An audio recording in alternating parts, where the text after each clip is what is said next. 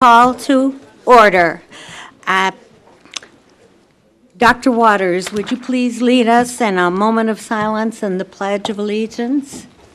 Please Yes, all ma'am. stand. And for our moment of silence, if you just remember, whether you celebrate Hanukkah, Christmas, Kwanzaa, or something else, we'd like to wish everybody happy holidays for everyone in our town.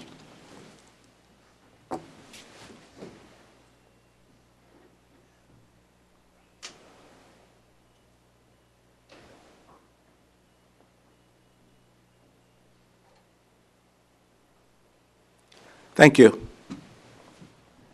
I pledge allegiance I pledge allegiance to the flag of America, to the republic for which it stands, one nation under God. indivisible, with liberty and justice for all. Okay. Item Parker? number 2. Ms. Parker, if I may. Mr. Darby called in tonight. He has a very sick family member, and that's why he could not make it tonight, so it is an excuse. He did call in and let us know. We should have included him in our moment of silence. I apologize. Item number 2, discussion and possible decision regarding moving the order of or deleting an agenda item. I've had a request to reverse items number 9 and 10, and I would like to move the consent agenda to 2.5. Are there any other changes?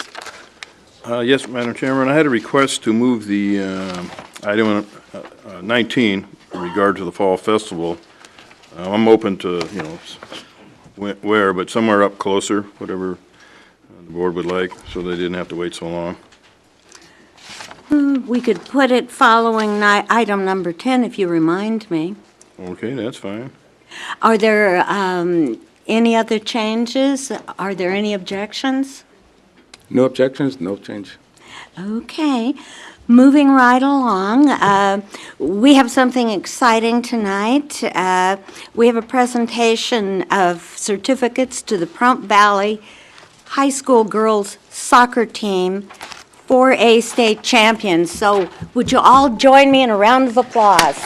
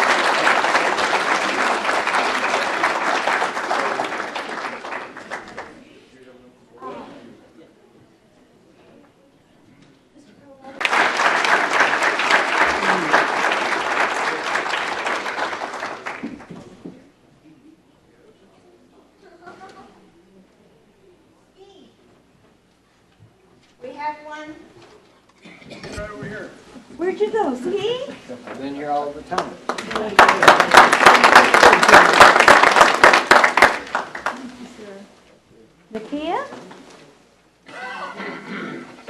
Nakia Celsus? Not here. She's not here. How about Tony Curto? Tommy Curto? Shirley Patterson? Hey, Shirley.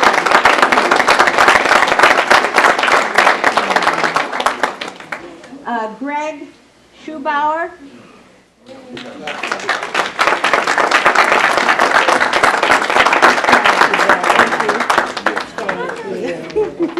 Bill Lewis? Well, Thank you very much. Dr. Tom Waters and I and Mr. Colton volunteered that night. And I can tell you, these people worked hard getting thousands of people through there and keeping our children safe. So again, give them a hand and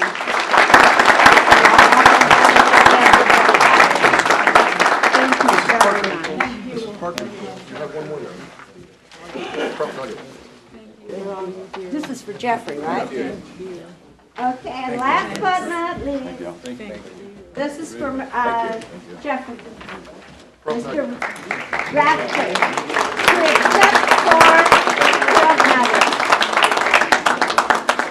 Good job. Don't know what we'd do without you. Thanks. You're welcome, Jeff.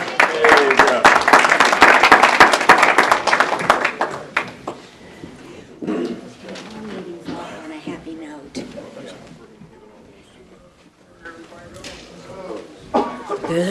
Good. Item number 5, announcements.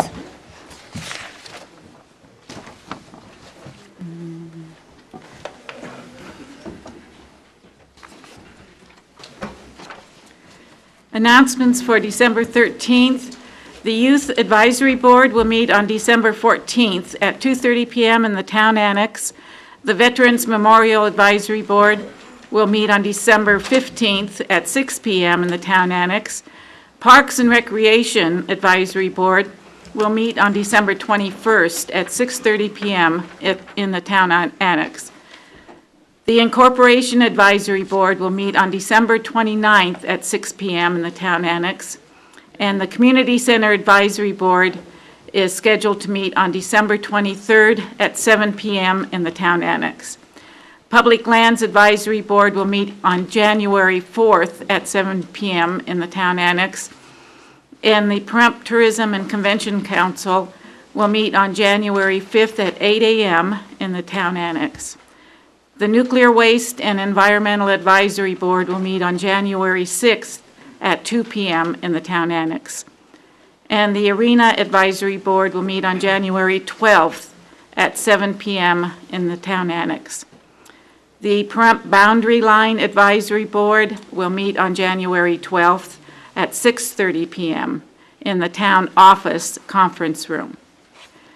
The Breast Cancer Support Group will meet December 16th from 11 a.m. to 12:30 p.m. at the Nathan Adelson Hospice on 160. Us Two Prostate Cancer Support Group will meet on January 26th in the hospital training room at 6 p.m. And the Social Security Administration will be in the Town Annex on December 27th at 9 a.m. And it's in the advisory board section, but Samantha has put together a very nice calendar for everyone to see what days the advisory board schedule fall on a normal basis. So you can pick one of these up at the office or online, and it would help you know what days that the various advisory boards will meet. And that is all I have. Thank you. Yes, public? Yes, thank you. My name is Sandy Jennings. I'm a volunteer here in town and with the VITA program, which is a volunteer income tax assistance that we do every year, and income taxes are coming up this next year, and just a little preliminary announcement that it's going to be held. We're going to have our offices at the Old Mance School this year, which is now called the Nye County Community Coalition. We open up on February 7th. We'll be there Tuesday through Thursday from 9 to 3. There's flyers over here at the desk for information as far as the address and the phone numbers, and we'll start taking appointments in January. Thank you. My name is Sam Jones. I just want to let everybody know that we want to keep this great country of ours a constitutional republic, and we're putting up Ron Paul signs. We're making them and painting them at my home, which is on the corner of Leslie and McMurray. We've been doing it for the last 2 weeks, and we invite anybody that wants to participate to come out and give us a hand. We've got a lot of signs to put up, a lot of signs left to paint. We've pretty much got them built, but we need a lot of volunteers to help put them up and paint them, and that's on the corner of Leslie and McMurray. So for Ron Paul to keep this country safe, please come join us.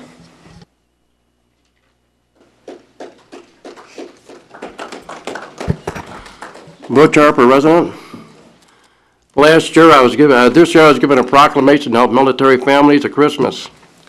Because of illness, I've slowed down a little bit. But I do have a name that I got from the Veterans Services. I will not reveal this family's name because of veterans too proud to ask for help. He did not ask for help. I just got his name, and he has 2 children, his wife and himself. He's suffering from PTSD, very severe.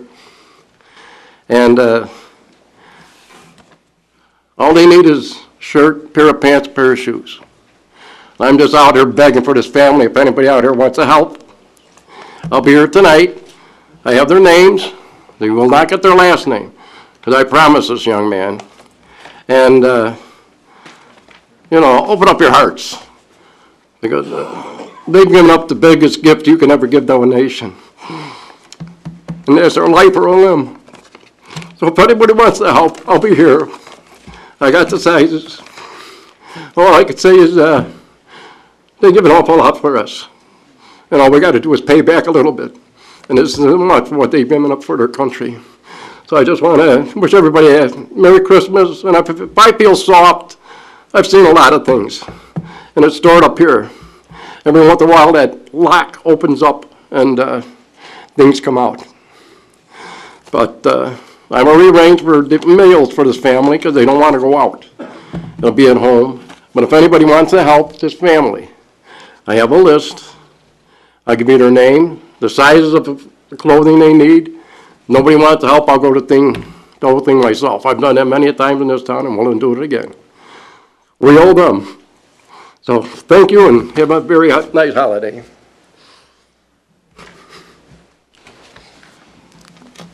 Good evening, Jeff Rathjen, Pahrump Nugget Hotel Casino. A couple things. One, I just want to say thank you to the community for the Pahrump Valley Youth Association. We held our Christmas musical on Saturday, and the efforts of people on the town board and the efforts of Mr. Tom Metzer. I think it's a great thing. For those of you that don't know, Boys and Girls Club in Pahrump is closed, it's gone, and there's a few community business owners and leaders who are really trying to do some things for the kids. And please, if you guys have any questions, you feel free to contact me at the Nugget about the Pahrump Valley Youth Association, and we'll give you the direction you need. Also, this New Year's Eve, with working with Saida Trudeau, the Nugget will be providing a safe ride home from 10 p.m. to 2 a.m. So if anybody decides to go out and enjoy the spirits too much and needs a ride home, please feel free to come by the Nugget and we'll take you guys home. Make sure that you get home safe. Last and not least, last year was the 10th anniversary of 9/11, this year, September. And the Nugget was fortunate enough to be part of the 9/11 Unity Run out of Las Vegas, Nevada. Yesterday, they came back and asked us to participate more and actually even invited me to be on their board. And it looks like coming up 2012 that we should probably be able to bring about 30 to 40,000 motorcyclists out here over a 3-day period. And a lot of these people from out of town that haven't been to Pahrump, So it's going to be an interesting thing. So if anybody out there wants to be able to help those first responders that have lost their lives or need some help for their families, please contact me at the Nugget. I'll be happy to help you out and get you in contact with Terry Ravella, who is the only dual tower survivor and who was also in charge of Homeland Security in New York City. So I think it's going to be a great thing for Pahrump. It was a great run this last year. It brought a lot of people to Pahrump that hadn't been here before. So please contact me. We just want to go ahead and make it bigger and better and get the word out about Pahrump. And thank you. Paula Elefante, that's E-L-E-F-A-N-T-E, Pahrump resident. I'm just here because I'd like to say thank you to everyone who came out to the powwow. I had a reporter come up to me on Saturday and said that she guesstimated there was about 700 people there at the powwow at that time. I know it was an awesome Saturday. We had lots and lots of people there, many people that I know that I didn't even get a chance to see. So thank you all to the community for coming out and supporting the powwow. It was great. Merry Christmas, Happy Hanukkah. Seeing no further announcements, Madam Chairman, I would like to make it. I thought you went first. But I'd just like to say, and Ms. Endersby also announced that when she held up the calendar for all the advisory boards, one of the things that we still need are volunteers for advisory boards. We do have some vacancies out there. And many times I'll speak to someone and they say, I didn't know you had advisory boards. Well, we talk about this every meeting, but some people don't come to the meetings, and I understand that. So if you know someone, if you have a friend or a family member that might want to volunteer their expertise to our town, let them look at the list of advisory boards and say, I'd like to join that one or whatever. We do need volunteers for our advisory boards. Thank you. Yes, I'd like to make an announcement. I'm looking at a letter from the Bureau of Land Management, and I'd like to read part of it to you. The Bureau of Land Management, Nevada State Office, and the Office of the Solicitor have reviewed Brian Kunze's legal opinion stating that the town has the authority to own and operate an airport, as well as raising related revenues to finance its development and operations. The BLM and the Office of the Solicitor concur with his legal opinion, and we can proceed with the environmental impact statement process for the airport with the Federal Aviation Administration and the town as a project proponent. I would like to thank the District Attorney and the District Attorney's Office for their help in this matter, and it's a good example of the town and the county working together for the betterment of our community, so thank you. Any further announcements? Since I skipped the consent agenda, can we go back to that? You're the boss. But I need a motion. You want a motion for what now? Consent agenda. To go to the consent agenda? Okay, I make a motion that we move to the consent agenda. Second. I've been approving it. That's what I want. You got We to need call for a- the vote? No, you've got to make a motion to approve the consent agenda, not to move to the consent okay, agenda. gotcha. So we got to cross our Ts here. Okay, I withdraw that motion. And I make a motion to approve the consent agenda. Second.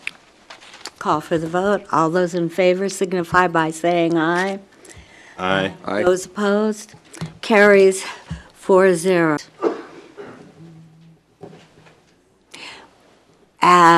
Please keep these chairs full, because when the chairs are empty, that's when public comment will be over. Mr. DeCanio, you're first. Good evening. My name's Louis DeCanio, and I'm a Pahrump resident. My comment tonight concerns the accomplishments of this town board and the town officials for the fiscal year 2011. During this year, some companies and individuals were awarded large sums of money for various reasons, supposedly to help the town of Pahrump. The problem is this money and contracts were given to people from Reno, Nevada, Clark County, California, and Utah. Many local businesses were shunned when they should have been a priority, because keeping things local helps the entire town. The Bob Rood Community Center had a roof leak that took 1 year to fix, and this shows incompetence in our elected and town officials and a complete lack of business savvy. Blagg Road has been closed for almost a year with no news or report on any future repairs or a possible time frame on a completion date. I'm fully aware this is a county-maintained road, but this town board and town officials should be asking questions to whomever or whatever is holding things up on this road repair. I've been reading many signs of your accomplishments, which are very clear, and here are a few of the examples. For rent, for lease, for sale, foreclosure, and will work for food. These signs are destroying our town, and it will only get worse if this town doesn't become more business-friendly. We have families with children living in cars or tents in the desert like some third-world country. I'm not blaming you for the bad economy, but I am blaming you for the bureaucracy and impact fees, which is stopping existing business from expanding and for new business to relocate here. A lack of job opportunity will increase the rate of poverty in our community. So attracting new business to Pahrump should be a priority, especially any new business that is not in competition with existing business. Festivals, fairs, rodeos, or anything else that brings tourists to Pahrump should be welcomed with open arms. But at the present time, all the paperwork, fees, and insurance costs is keeping vendors and promoters away from our town. Hotel and motel operators should be given large incentives to expand their room capacity, because the more tourists that can be accommodated will benefit all existing local business, which in turn will create more jobs and a cycle of money and tax dollars. The residents of Pahrump have been promised many hopes and dreams that never materialized, and you can't pay the bills with promises. If your plan for 2012 is the same as fiscal year 2011, then give the residents of Pahrump a Christmas present, and all of you resign and take the town officials with you. I'm not for or against anybody, but as a businessman, I base everything on results, not excuses. And only elected officials and public employees that produce positive results should be retained. We need leaders with business sense, not politicians with their own agenda. And one last thing, Merry Christmas to all of you. I have a quick question for somebody. Seems every time we have every board meeting, somebody moves the consent agenda item to the top. Why do we keep doing this when we just pass a thing in one fell swoop?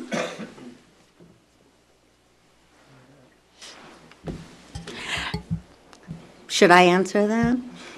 It's up to the chair to determine the order of the agenda, and the reason that Mr. Culkin and I move it up is when there are names on the consent agenda to be approved, we feel that it's courteous to allow them to come, hear that they're approved, and leave, so that they don't have to wait until after midnight. So that is the reason why we move the consent agenda.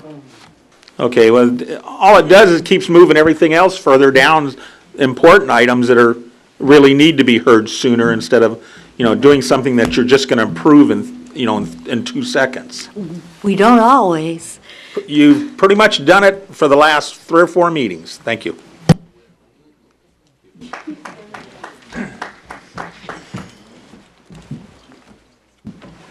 My name is Arthur Jones. My name is Arthur Jones, A-R-T-H-U-R. Last name is J-O-N-S, common spelling.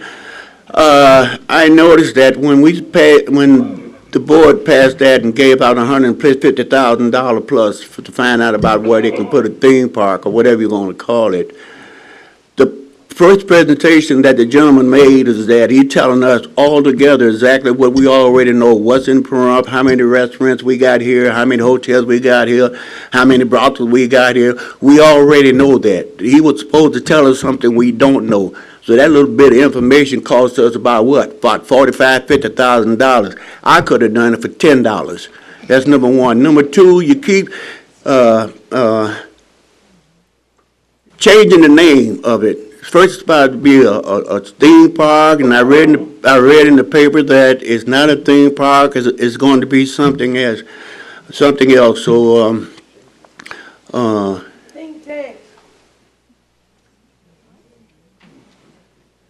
supposed to be something else. So I don't know exactly what you're going to call this park. If you're going to have a name for it, let the public know what the name is going to be. stick with the name. It make me think you just BSC as you go along. It is not right. Number two, my next comment I have is that to let a certain person know, I've been talking to these kids in this town, a lot of these kids are leaving Prompt, going to other places because they get tired of being in Prompt and being around their families. They growing up. If you think about it, when you was young, the first thing you want to do when you get 21, you wanted to leave and leave the parents. You leave here, a lot of them go to Las Vegas. So it's not the job opportunities that run the kids away from here, because I noticed that a lot of kids that moved here from certain parts of the country, United States, they got jobs, they're working. It might not be the jobs that they want, but they are dedicated to work and working with the jobs and they're happy. And my last comment is this. It was an article put in the paper to Bob Baker, and it was very disgusting, knowing that the man is already deceased. If you had some back work to drop on anybody on that committee, they should have sent letters to the one that is living and let them straighten this thing out. I think it's a disgrace not only to the family of Bob Baker, but every military man in this town. Thank you.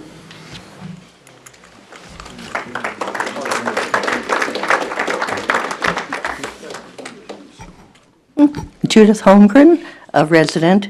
I have a lighter note. I have a compliment.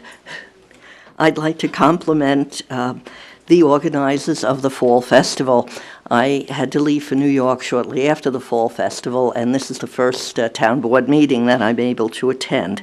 So I did want to say that it was the event was a great improvement over the year before. The rodeo was brought back, and that was very popular. And it looked like a lot of hard work was put into that, and it made the event a great success. So I'd like to say good job, and that's my compliment.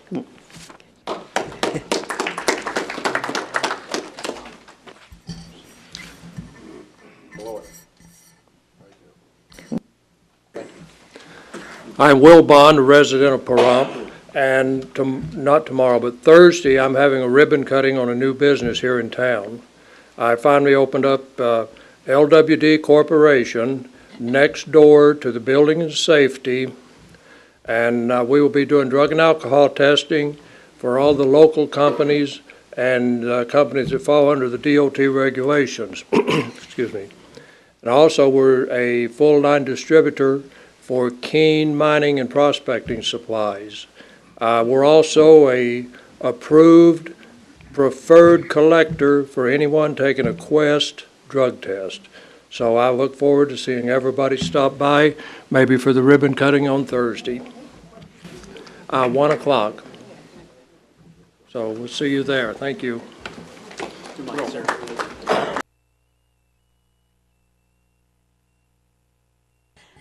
Moving on to advisory board reports, Dr. Waters.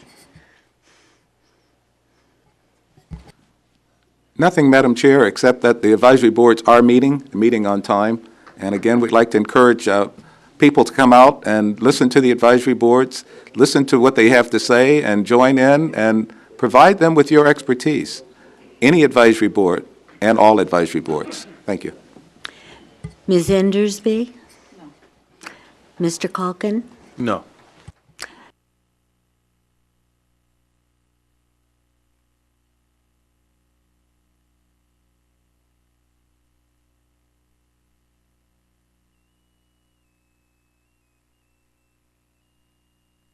Robert Adams, Public Land Advisory Board.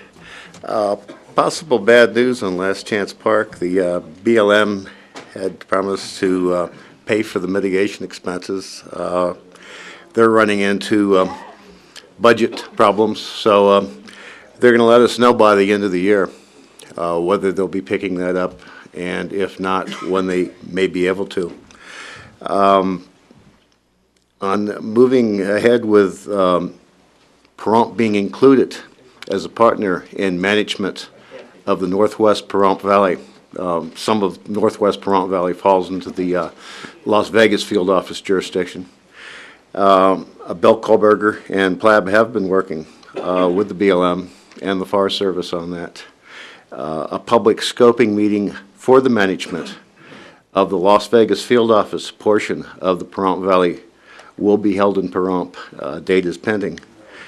The equestrian community has asked that PLAB work on a equestrian only, or just a hoof and foot trail system, and that's being chaired by Claire Toomey.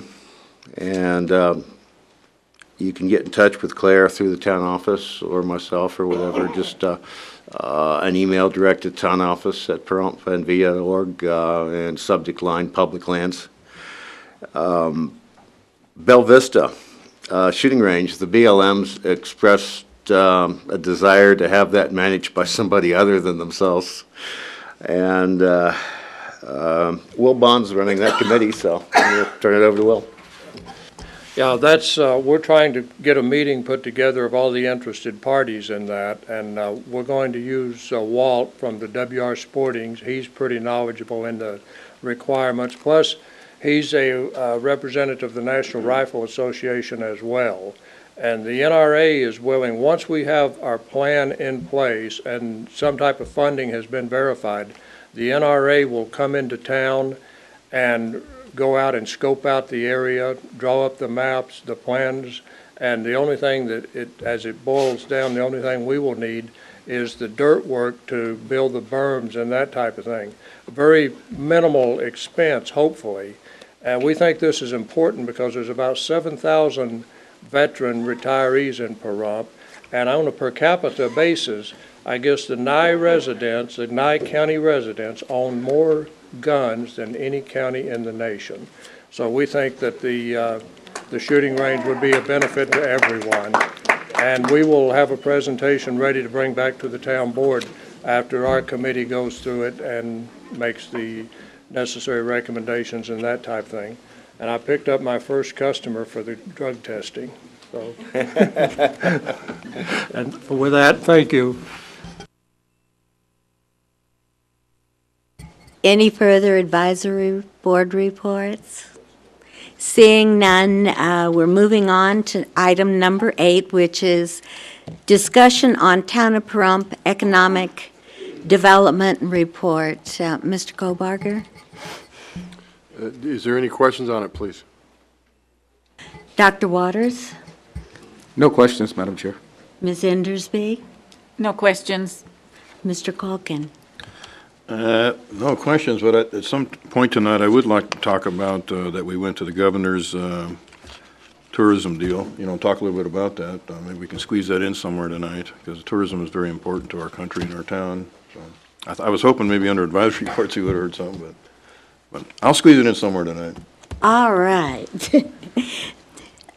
Okay, we're going to go to item number 10 per request of Dr. Waters, which is a discussion and possible decision to approve expending columbarium project at the Veterans Section of Chief Tacoma Cemetery not to exceed $10,500.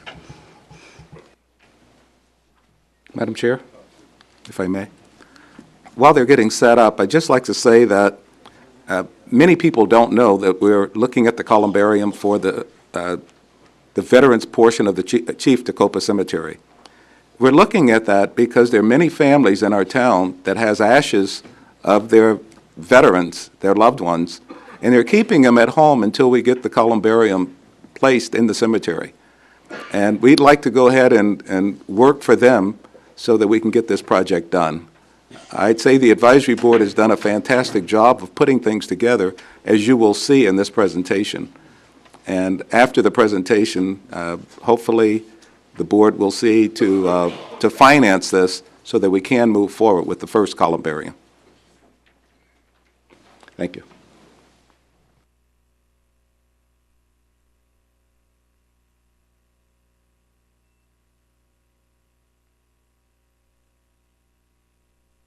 Isn't technology fun? Oh, I'm all right. Hope it comes on right. The reason I'm not helping is 'cause I don't know anything about that. You know, Oh. Pleading ignorance can get you out a lot of work. Whenever you're ready, gentlemen.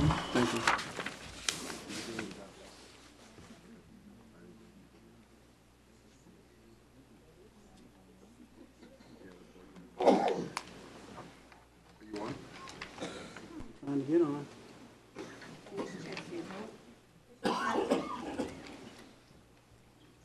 And make sure that it's sending video and supported resolution.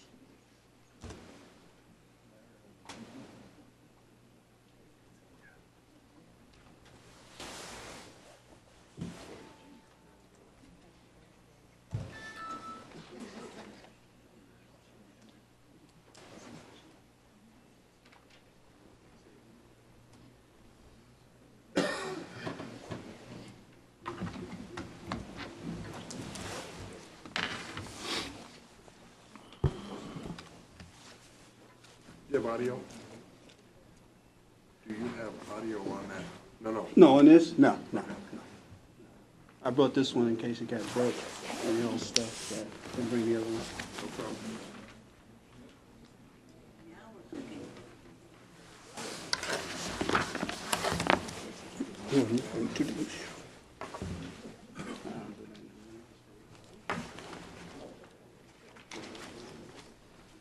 Okay.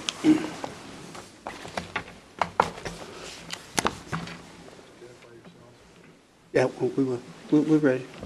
My name is Jose Tellez, and I'm the member of the Pahrump Veterans Memorial Advisory Board.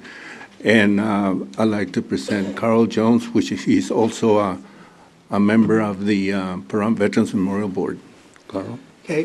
What I'd like to do is give you Columbarium Project Phase 1, presented by the Pahrump Veterans Memorial Advisory Board. Summary of bids received.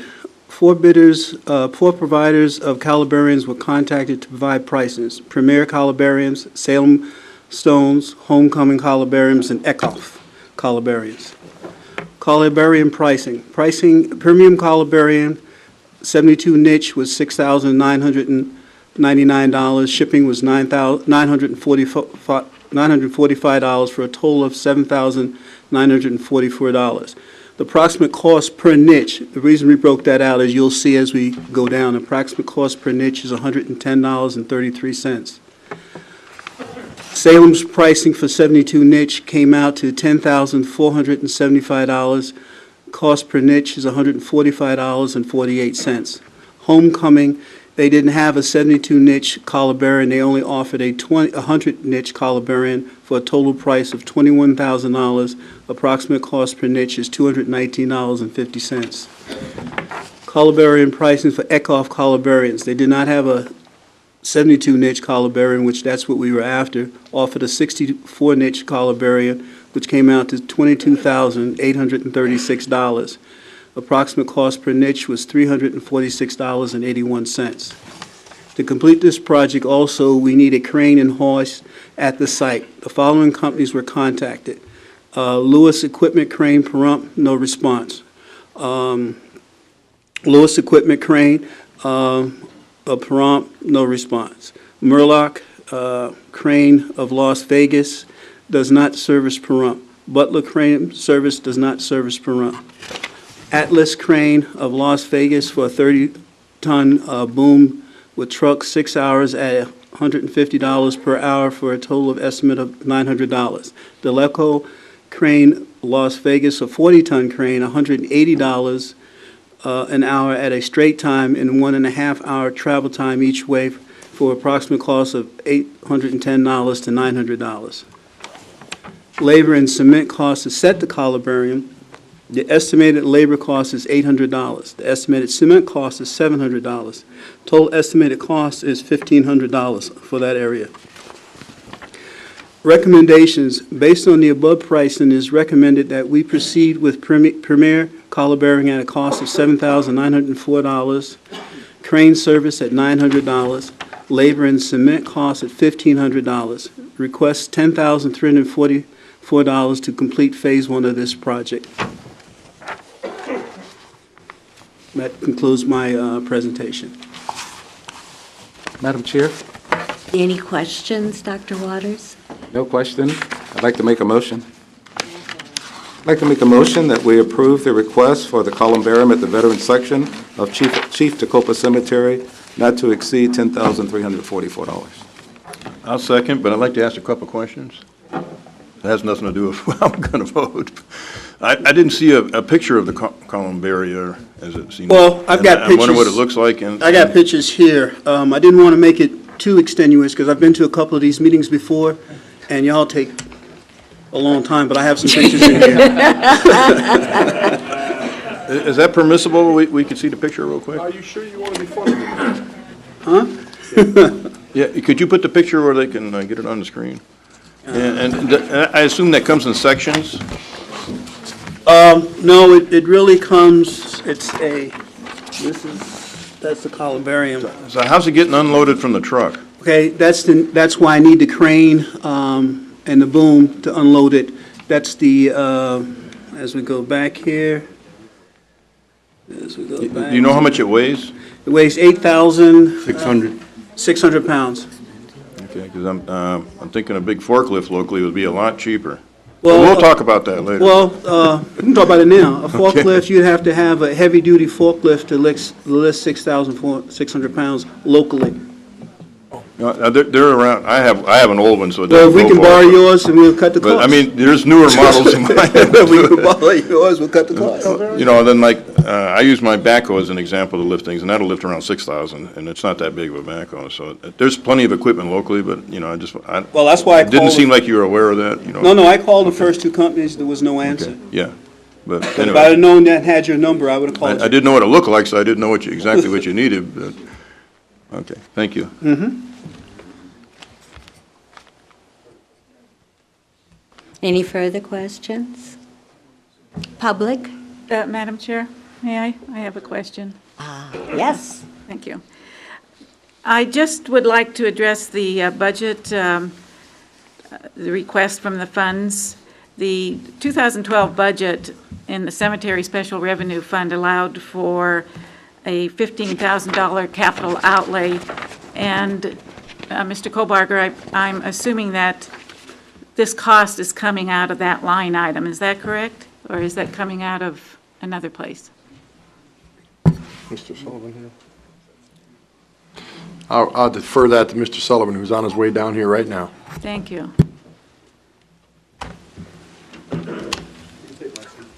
And while Mr. Sullivan's coming, I might say that in the 2012 budget, it was noted by town manager that the two capital improvement projects, which again, why I'm assuming it's coming out of that line item, are being recommended, and they are the relocation of the power lines, which I understand has been completed, and the second would be the acquisition and installation of a Veterans Memorial Columbarium. And so that's why I wanted to make sure that it's coming out of that line item. That's correct. The $15,000 was allocated for the columbarium project. They didn't have all of the numbers at that time, including the installation and the freight, so they've done their homework and got a recommendation to you. Okay, thank you. And the second question, while you're here, if I may, is that it's referenced to be a first phase, so the advisory board, I presume, is looking at what is going to happen to fund and establish the second phase? Yes, ma'am. Yes. And just, if you can just let me know what your plans are or how you thought that was going to be funded. Okay, we're going to come and ask the board for $20,000. No, I'm kidding. What's going to happen is we have a 72 niche columbarium, and as you all know, the government gives us $450 to the veterans. And then in Boulder City, the National Veterans Memorial Cemetery and the federal, they also charge $450 to do that. What we did is we went ahead and multiplied and divided and all that stuff, and we came out that When that columbarium is full, we're going to get $48,600. And then what the town is giving us now is the $10,344. We're going to come out with about $38,256 to finish our columbarium and put the walls. And I wish I would have brought a picture of what it's going to look like when we finish with it. It's going to be really, really nice for the veterans. We won't be asking for any more money or anything like this here because it's going to be done by what we charge for maintenance. A lot of the people sitting here will probably don't realize that the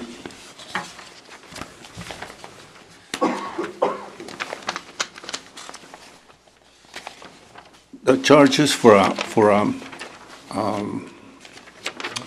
private cemetery is approximately $12,000, and the town of Pahrump was gracious enough to say, okay, you just pay $450, but they still have to pay for their cremations, the caskets, etc. Thank you. And Mr. Sullivan, is that the monies then that go into the special revenue fund, or does that go into the cemetery perpetual fund? That'll be going into the cemetery fund. A portion of each burial fee is put into the perpetual fund for future maintenance when the cemetery's full, but that's got a way to go yet. Okay. Thank you. I just wanted to get that clarity. Thank you, gentlemen. Any further questions from the board? Public, do you have any questions? Gentlemen, you may want to stay to answer the questions.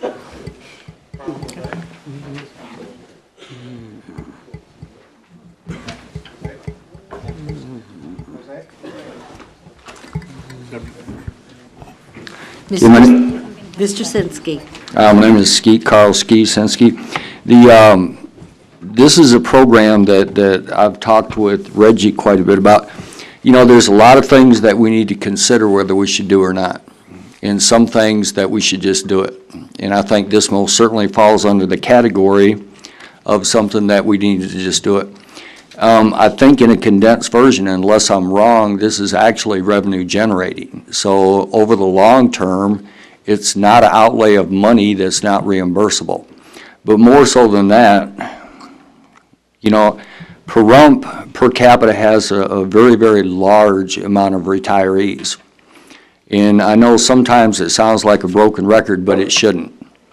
I don't believe we could ever do enough to repay the veterans that have given us the opportunity to sit here tonight and make these statements in public. We can come up here, say anything that we want, and all that freedom was there because of people like these folks and people that are passing away, and it's a minimum we could do is to continue to remember them in a venue like this. And I ask the board to seriously consider this, because from the heart, and I think I speak on behalf of a lot of people, this is something that just needs to be done.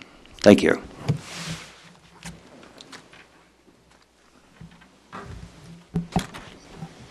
My name is Debbie DePrida, and I have a question. Will spouses of veterans be able to be interred in the columbarium with their spouse, like they do at the national cemeteries? Yes, they will. Carl already went through that and everything, and what we're ordering is a columbarium with the niches for 2 people. Okay, thank you. Hello, I'm Ryan Muccio from KPVM. One of my clients that I represent is the St. Therese Mission. It's a $2 million columbarium that's being built just outside of Pahrump. It's not in Nye County, but they are developing. They've broke ground, and I know that they'd be interested in assisting you with any advice or resources that they have as far as products or any equipment they have, they may be able to help. So I'll leave my information, and I can get you in touch with them. Thank you. Thank you. Any further questions from the board? We have a motion to approve a contract with Premier Columbarium for Phase 1 of the Columbarium project at the Veterans section of the Chief Tacoma Cemetery, not to exceed $10,344. Call for the vote. All those in favor signify by saying aye. Aye. Those opposed, motion carries 4-0. Okay, we're moving on. Discussion and possible decision to select, award, and approve funding for RFP number 2011-02, creation of a tourism website. Excuse me. Ms. Rippey? Buffy. I'm sorry, Kelly. I don't know where that came from. Kelly Buffy, chairperson of the Pahrump Tourism and Convention Council, and I'm here with James Horton, who is a member of our board. As you know from... This for questions? Not yet. Not yet. Okay. We'll have time for questions. They're making a presentation, please. As you know from past quarterly reports that I've given, you know that this website has been on our horizon for longer than we hoped, and we're very excited that this will finally come to fruition. We, as a board and through a selection committee, we reviewed 6 proposals that came in, and it was narrowed down to 3 submissions. And of those submissions, there was a unanimous vote by the Pahrump Tourism and Convention Council to recommend Noble Studios to get, or to design and maintain the tourism website, which will be visitpahrump.com. You love that, don't you? This company was selected for many reasons that are extremely important that we've had much discussion on over the years, actually. They have the most extensive experience within the tourism community, and they also they submitted the most complete proposal that was inclusive of everything that we desired and things that they can give to us for future. We know that in order to appeal to that savvy traveler, the tourist, we know that professional copy is extremely important. We needed a company that could write the copy and the content of our website that would, again, draw these people in that are sitting out there in internet land and give them a reason to come to Pahrump. This company has so many clients, current clients, and let me just list a few. They have Lake Tahoe South Shore, the City of Henderson, the City of Reno, Union Square in San Francisco, Inyo County, Virginia City, and also Nevada Magazine, just to name a few. They have several more clients, but these are the ones that are mostly tourism related. Social media is very important to tourism in Pahrump. It's something that we will be diving into heavily in the future. This company has a staff that is very well equipped to handle social media and a staff that's large enough to handle all of our needs right now and as we see in the future coming down the pipeline. This agency, or they're also the agency of record for the Nevada Governor's Office of Economic Development. That says a lot to us. Really what it should say is that they truly will have no learning curve on how to mesh and meld tourism and economic development. We know that they go hand in hand. We know that one supports the other. This company, because of their experience, their vast experience in the tourism and economic field, we know that they already understand how to meld those two. The founders are some people by the name of Jared and Susan Lopiccolo. I hope I got that right. I believe I did. They were founded in 2003, and just to let you know, we have Jared and Michael, who is also with Noble Studios, here with us tonight. If you have any other questions or any technical questions, I'm sure that they could handle it a lot better than I could. But just to let you know a little bit about them, Jared was named the Young Entrepreneur of the Year in 2010 by the Nevada District of the U.S. Small Business Administration, and he holds board seats for, or in the past he's held board seats for the American Marketing Association, Northern Nevada Development Authority, and he is also a business consultant to many businesses. Michael Thomas joined Noble Studios in 2010, and prior to joining Noble Studios, he was the executive director of marketing for the Reno Sparks Convention and Visitors Authority. So that speaks volumes. It tells us that this, again, have people that are the directors and the leaders of their company that, again, understand the tourism industry, understand marketing, and understand economic development.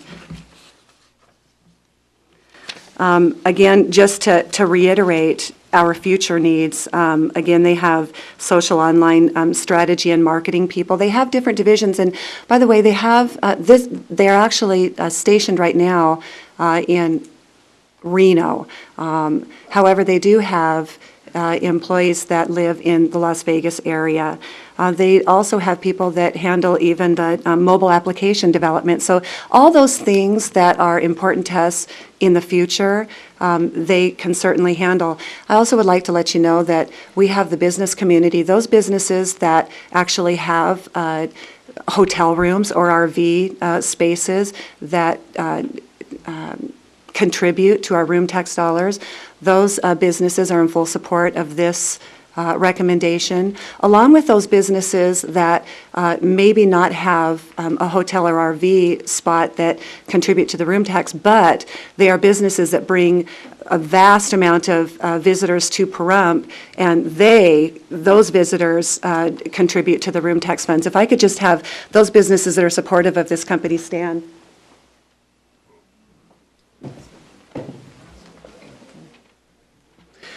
We have, thank you so much, we have worked very hard on developing a very good relationship with the business community and those that contribute to the room tax fund.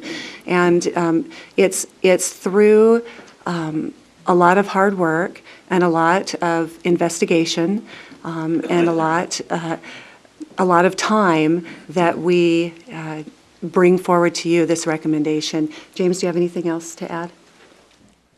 Well, that doesn't leave too awful much that you didn't already go into detail about, but just to detail a little more about the collaboration she was mentioning with the business community. This project has been many months in the works, just in its active phase, and as she mentioned, the project has actually been floating around long before I joined the advisory board. Many of the larger properties here in town got together, I believe it was this past summer, and really spurn this project onward.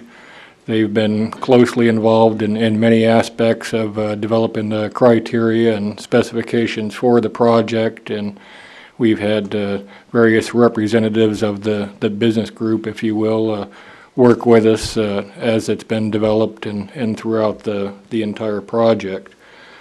To speak just a little about our choice, as Kelly mentioned, we started with 6. We narrowed it down to 3.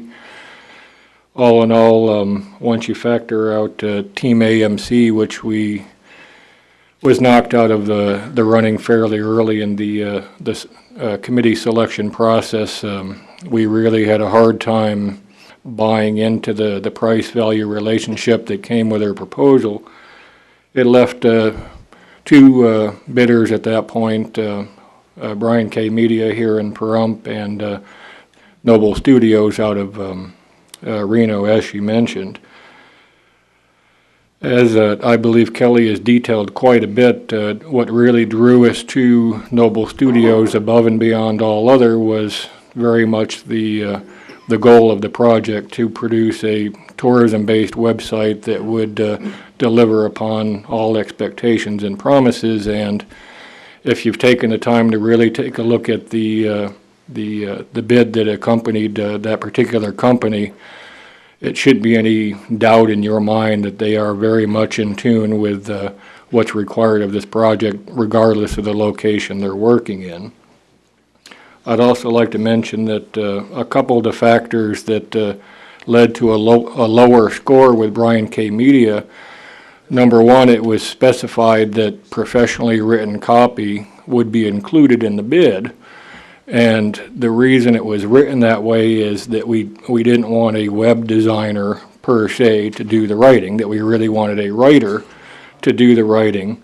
And right, wrong, or otherwise, the professional written copy for the website was not included in Brian K. Media's bid. And I guess to conclude, probably one of the other biggest issues we had with the local company is the fact that it's more or less it's a one-person show. If anything were to happen to him for any reason, become available, fall ill, or the workload with the existing Town of Pahrump website, that he really didn't have the support staff and the continuity going forward. Thank you. And also, if I might add, I know that we've discussed it in the past, that it is, it may be a hard distinction for some, but it's a fact that a website that is tourism related is completely different than a website that is document related, such as the Town of Pahrump website. It's a special, we need a specialist to do a special website. And when you're looking for someone to do such a special task, you're looking for the person or persons that specialize in what you're looking for. So this is, that alone, it was of the three that that kind of came to the top out of those six, Noble Studios was the only one that specializes in tourism, and it was the only one that has such extensive experience tourism related.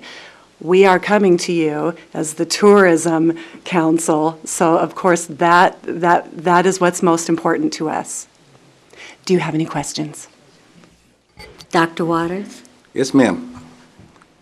In looking, in listening to your presentation, and I know you say you had trouble with the last two bidders or last two vendors, and you had to make a distinction between the two. And I understand your distinction, but the PTCC, is there another level? I don't think you've described how you came to that. Did the PTCC sit down and make that decision, or did you have maybe a subcommittee or something else look at this of experts that were looking at it? Thank you. That's a good question. We did have a subcommittee, a selection committee that went through the six, narrowed it down to the three, which were brought forth to the Pahrump Tourism and Convention Council in our last meeting. During that meeting, we went over the three, and everyone had their questions answered from the board, and we came up unanimously with the recommendation that we're bringing to you tonight. Okay. Now, the next question I have, it goes to the NRS. And NRS 322065, it says pretty clearly, talks about the governing body representatives as advertised or requested bids and letting a contract, the governing body or its authorized representative must, except as otherwise provided in subsection 2, award the contract to the lowest responsive and responsible bidder.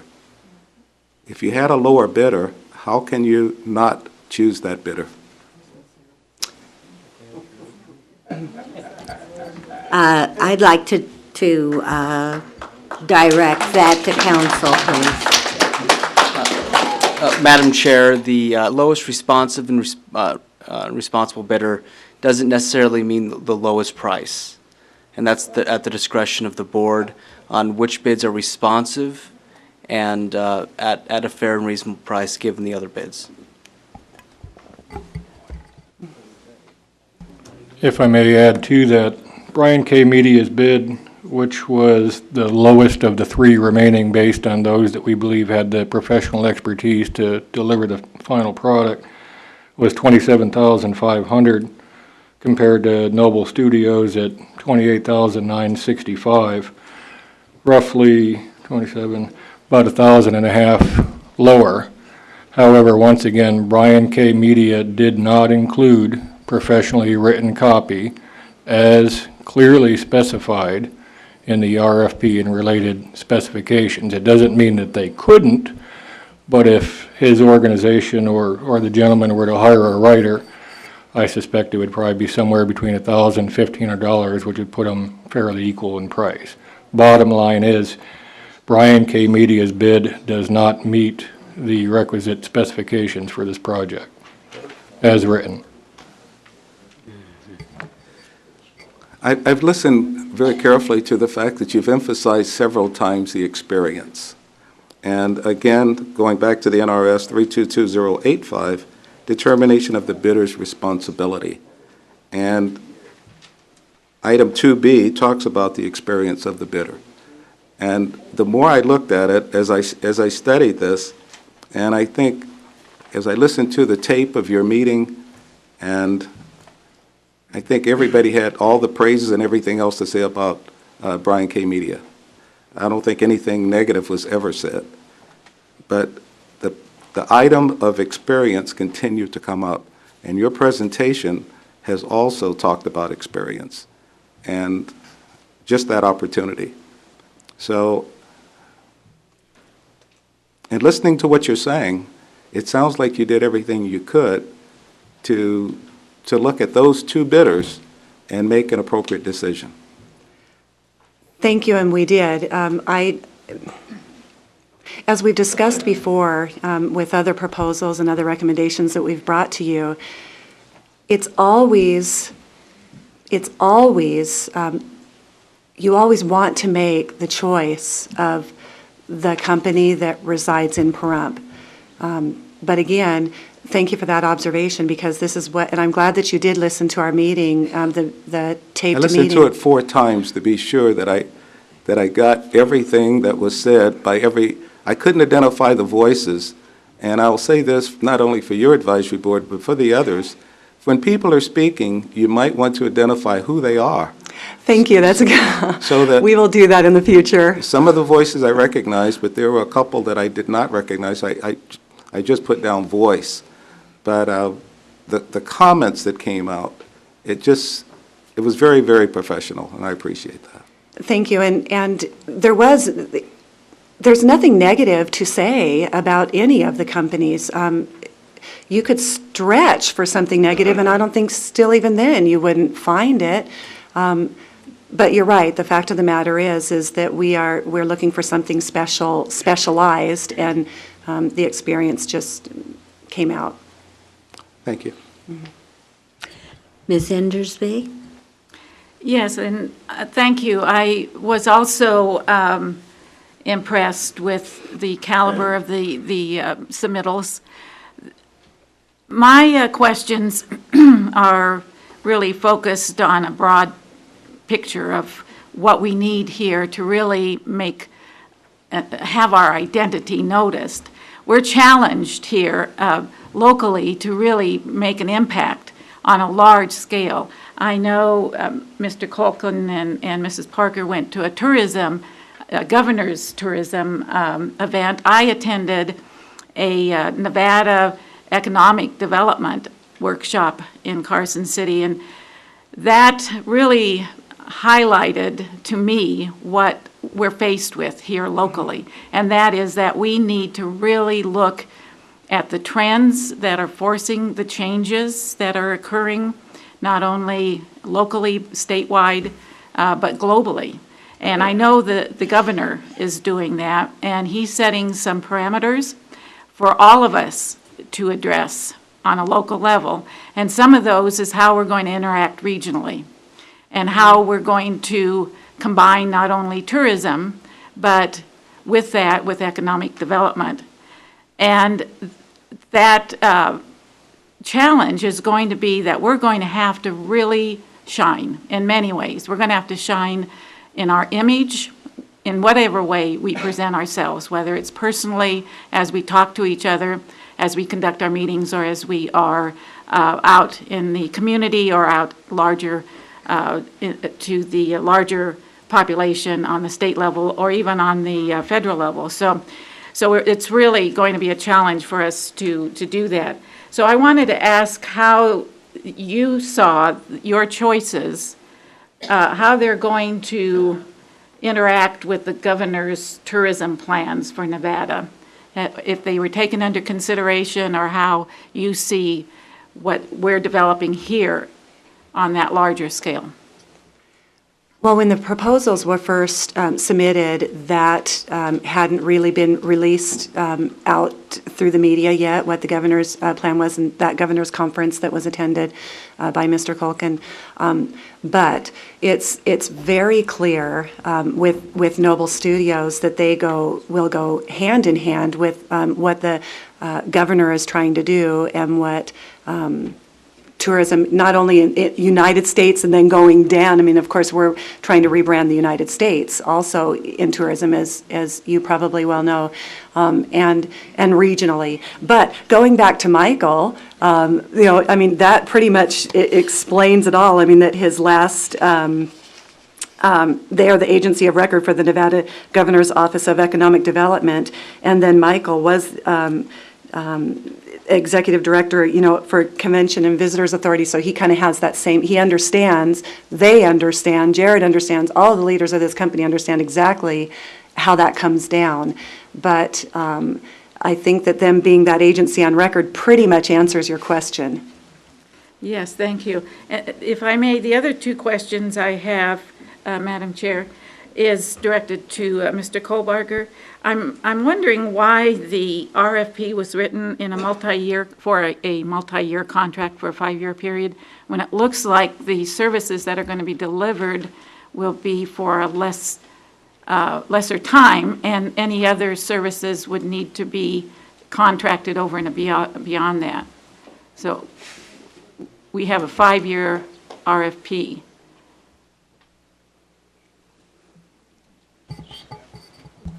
That is usually actually a standard way of writing it, 5 years process. Get the first 5 years in, and then we can renegotiate after 5 years if we need to do any more maintenance or building on the website, ma'am. So they're contracting to be of service for 5 years? Is that what you're Correct. saying? Yes, ma'am. Well, yeah. And as the attorney just whispered in my ear, it's terminable at any time between now and that 5-year period.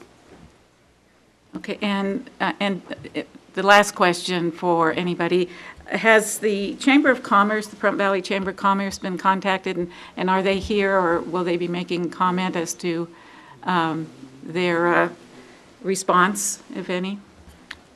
They have been contacted. Actually, I had a meeting with Mike Dreyer, the president, along with Brian Shoemake and an individual he brought along, Mr. Bill Carnes. We sat down, discussed this in depth Monday for about an hour and 10 minutes. I believe there was supposed to be somebody from the chamber here tonight. I don't see them in the crowd, but I do not know if they were in support or not support of this. I think they're in support of the project, but they did not let me know if they were in support of any particular person for the project, if that was a question, ma'am. Just their response, so thank you. That was helpful. Mr. Culkin? Yes, with the board's indulgence, I'd like to talk a little bit in a manner that tries to enlighten us to what goes into making these kind of decisions. We've all heard the phrase, insanity is doing the same thing and expecting a different result. Einstein changed a little bit and said problems cannot be solved by the same level of consciousness that created them. Basically, what these are saying is, especially in our trying times, we need to look differently at how we do business. I'd like to talk about, we went to that governor's conference on tourism, and I'd like to talk a little bit about that because I think it's important that you understand just how important tourism is at this moment in time to our nation and our state and our community. At that convention, it was stated that back in the 70s, if you went to college, you could expect to make about 20% more money than if you didn't. And now they say it's 80%. I think without Well, in the middle, what they didn't tell us was they gave away all our good-paying jobs, our manufacturing jobs. So basically what you got forward to look to is a low-pay, service-oriented job, or go to college. And I think their expectations of getting a degree and finding a job are a little more than what's really out there. And so what we really have at hand right now is tourism. The United States government realizes that and has lost billions of dollars in tourism because in the past we were the #1 country destination. We are not anymore. And our country right now is looking to reinvent itself, they call that branding, and get us to be the #1 country that people want to see. This will probably surprise you, but by the year 2020, there'll be more Chinese tourists in the world than any other country. Right now, we don't have enough tour buses and tour bus operators to keep up with the Chinese demand to come to the United States of America. The visa process was very difficult up till supposedly December 1st. I don't know if it's gotten any better, but supposedly it was supposed to get better so far more Chinese people could come here. The state of Nevada is looking to reinvent itself and brand itself, and along the lines of this is the do-it state, which works really well with our motto of, what is that? Base camp to Base camp for adventure. So basically, Nevada wants to promote itself that if you really want to have a hands-on experience, you come to Nevada. That's what we got. We have tourism. It's far more important than what people realize because this town isn't going anywhere. There's no jobs to bring here, no industry, and all the dreams that everybody talks about, and nickels and dimes, the solar plants. Yeah, you hire hundreds of people, and you're lucky if 10% of them are left when the place is up in operation. Tourism is what's at hand today to provide those jobs. That's why this town is looking at an international attraction. That's why we're looking at making the best choices we can that'll help bring tourists to Pahrump. Some people think that what's important is keeping whatever money we have in Pahrump, but that really doesn't work. If you know the history of China, what happened to China was they closed their doors to outsiders, and then they got progressively behind. Unfortunately, the United States and other countries just handed them everything, but I don't think anybody's going to hand us anything to catch up real quick. We're way behind. And so we need to do what we can to bring these jobs here and everything, and tourism is it. And when we make these choices, like I said, right now, most of what we pay for bills, our mortgages and your water bill, water and sewer bill, we're exporting money. And so if we just keep money in Pahrump, it just goes around the circle, and then we're exporting it. Well, we need to have more imported money than export. That means that our decisions based on tourism have to be good ones that are going to bring more money in that we have to export. And these decisions are very important. There's things that we can't publicly talk about, but I'm going to say something. And I'm going to tread on it very lightly. But there's things that, as I said, we can't publicly talk about. But when I make a decision, I talk to staff as an example. And if staff is having problems with dealing with some people or whatever, then that's important because if you have problems dealing with people, then the desired result at the end is affected. Now I can't tell you what these things are, but understand that when we make decisions, there's far more involved. See, I don't just show up here and decide to vote about something. I spend the interim time before the next meeting, as soon as I find out what's going to be on it, talking to people. I spend a lot of time. And I know my fellow board members are equally dedicated to that. And it's unfortunate. And I made that mistake years ago when it wasn't that long ago, when I was on your side. You know, I come up to the public comment and I'm so sure I know. And I want to tell you I made a mistake. You need to go talk to people before you come here. And have more eggs in your basket so you know what so that you're making a more informed decision about things. And I know we all mean well. And we're trying to do the best we can for this town, but we're not your enemy. And though you may not understand it, we work very hard to make the right decisions. And the bottom line is tourism is extremely important to this community. And the decisions we make got to be the right ones, or we're going to continue to die. Thank you. I'd like to make a comment that was touched on in about 10 seconds, and that is social media, because we spent several hours at the governor's conference, number of experts. Social media is the way that tourism is turning, how important it is to be involved with social media, and that I wanted to mention was something additional that Noble can bring over the local contractor. I don't know if you have anything further to say about social media, but it's important. Madam Chair, If I may make another comment. I mentioned earlier that I listened very carefully to the tape of the meeting. And there was a lot of information that was provided, but I would like to say this. I did recognize Brian's voice, but there was another voice I didn't recognize. But Brian made the statement, and I'm going to use a quote. "I am a publisher, not a content generator. You provide me the content, and I publish it. I can provide content if you want." Then there was another voice I didn't recognize. It said, "Economic development starts at home. But if experience is not here, we must go elsewhere. We must go where the needs can be met. And we need someone in the tourism industry." Those are comments from the meeting. And that's why I kept looking at the fact we're talking about experience in that industry to do that for tourism. So, again, I thank you. Ms. Endersby, anything further? Yeah, I did have one other question. Does the Pahrump Tourism Council have any projects that you are going to be bringing forward in the future that is going to impact the funding for this fiscal year?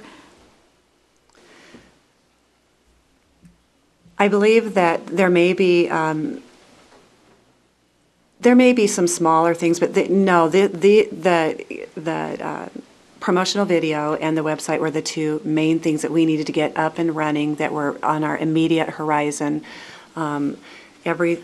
Everything else is incidental. Okay. And just another question, Mr. Kobarger.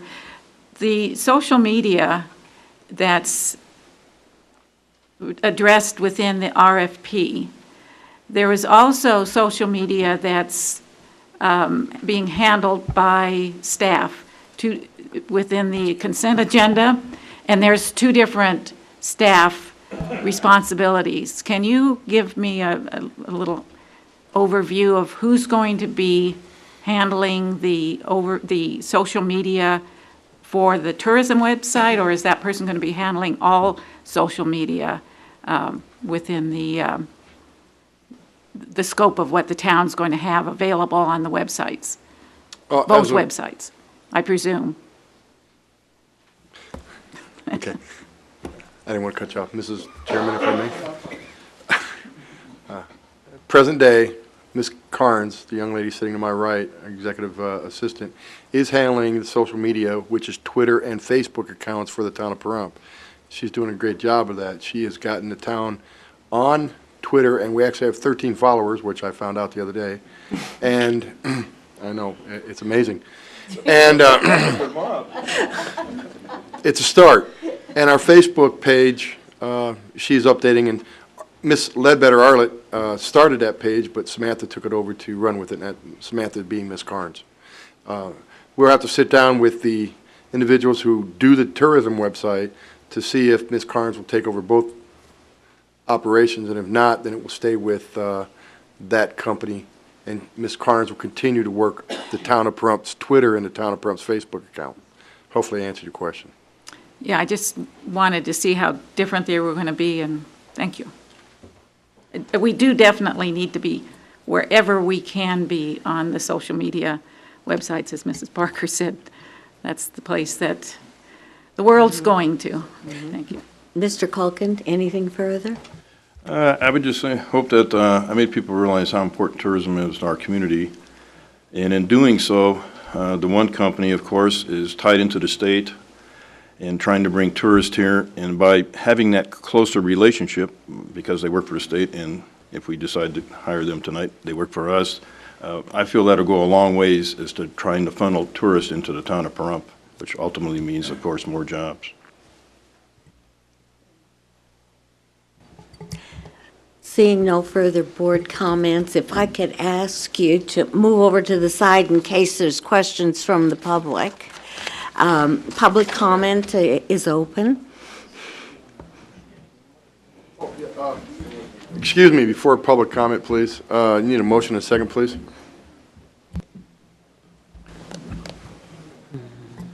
I'll move that the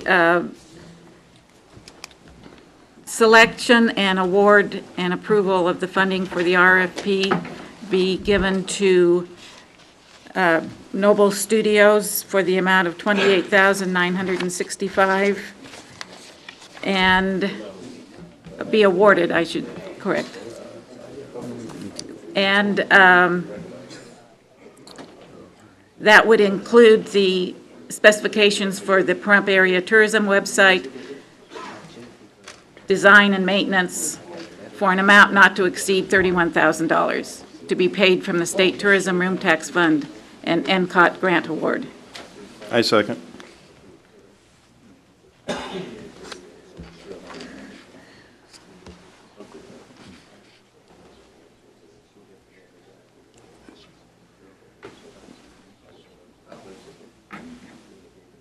Oh, we all set? Who's first? We all set? Who's first? Okay. Who's up? My name's Louis DeCanio, and I'd just like to comment on what I heard. Now, as far as bringing tourists to Pahrump, I'm all for that. Believe me, everything Harley said is right. We need tourists. Tourist dollars is the best dollars. And this website, I hope it works. I hope it brings everybody from everywhere. What are we going to do with these people when they get here? You haven't made no accommodations with these hotels and these casinos to expand. These people that are going to come here, we can't accommodate them. So I think that maybe you're sort of putting the cart before the horse. I'm not saying that, what they're going to do is wrong, but let's assume that they do their job and everything works out perfect, and we get all these people here, and we can't accommodate them. What are we going to do with them? The worst thing we could do is to send a customer out of this town and says, something, we went to Pahrump, and it was terrible. Couldn't even get a room there, or couldn't get this, couldn't get that. That's the worst thing you could do in business. It would be like trying to run a Rolling Stones concert right here in this building and bring in 20,000 people, and you can't accommodate them. I agree with what you're saying as far as bringing the tourists here, and I agree with it. We need tourist dollars. That's the best dollar there is. But when you can't accommodate them, that's the worst advertisement that you could do. When you go someplace and you can't be accommodated and you're frustrated when you leave, boy, that's bad. That's really bad.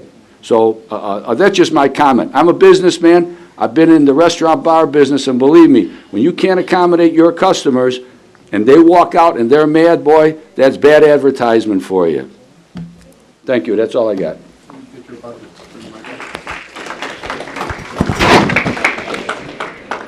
Gary Bravzicki, resident.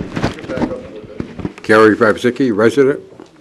And I'd just like to say you should put this back out for rebid, because you're opening up a whole can of worms that you're asking for stuff that wasn't in the specifications. You're leaning towards specifications because you're saying you wanted a professionalism, and that should be in there. The guy should have the chance, the residents, the local residents. And the unspoken thing here is you talked about the $1,000 more for the professional copy, but you left out the point that the other bids come in with hourly rates, and you should have at least 3 bids on average, medium, and high, and it really increases the cost of that contract. Thank you.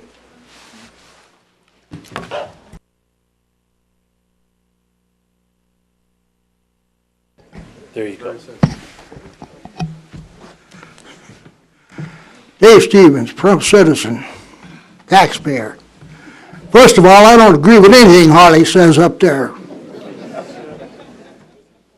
What I'm thinking about is the money. The money. The money should stay in town. The last time this come up, there was 26 or 24 people that spoke up.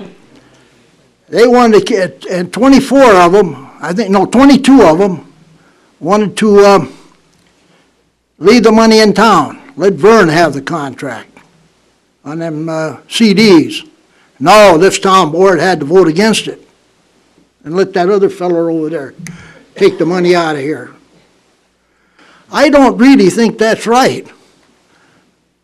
When they take the money out of town, they already got $150,000. That joker, I don't know where he is now. I haven't seen. That's why I come down here. I thought he's going to be here. And I have the utmost respect for these people. I got nothing against these people. One of them's even, some of them are even friends of mine. But keep the money in town is what I'm trying to say. This is just a small, junky, little dusty town. You're not gonna get anything with advertising like that. Get real. That's what I'm trying to say. Leave the money in town. I see I'm not making any headway here, so I'll just clam up here. I'd like to get that $150,000 back, though. Are you done? Yeah, go ahead, I'm sorry, go ahead. That's all right. They don't pay any attention to me around here anyway. My name is Earl R. Rondine. I've been in Pahrump since 2008, and in the name of social branding, social media, and everything else you want to attach to that, I strongly support Brian K. Media as the bid, which is the lowest bid. He's also local. I don't know that Noble Media said they are in Reno, but if you type in Noble Media, they're also got corporate headquarters elsewhere, California being one. Brian also has a proven record with the Pahrump website. He's done a lot of things at no charge to the town. He's got a quality record of success. He's got degrees. I don't know if Noble Media has degrees and certification for website design. They may do a great website, but I know our local guy does have certificates and degrees.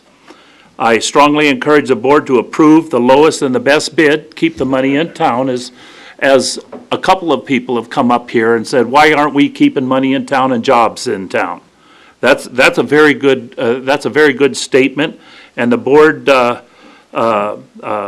should not approve a bid from out of town. Mr. Shoemate has the credentials and the experience to make tourism look good for Pahrump. Does anybody here dislike the Pahrump website? I've heard nothing but good about it. Any of the people that use our website out there, back there, do they have any complaints? I've never heard anything bad about our website. Websites can grow by the gentleman who was here prior to me, the first speaker, said if we're going to encourage tourism, we should be able to support the people who come here to enjoy Pahrump. And that's a very valid question that you all should be contemplating before you go to bed tonight. Because if we are successful, either bid here, then the tourists have to be accommodated. And are we going to be able to accommodate them? So I implore you guys to make the right choice and choose a local business. Thank you, and Merry Christmas.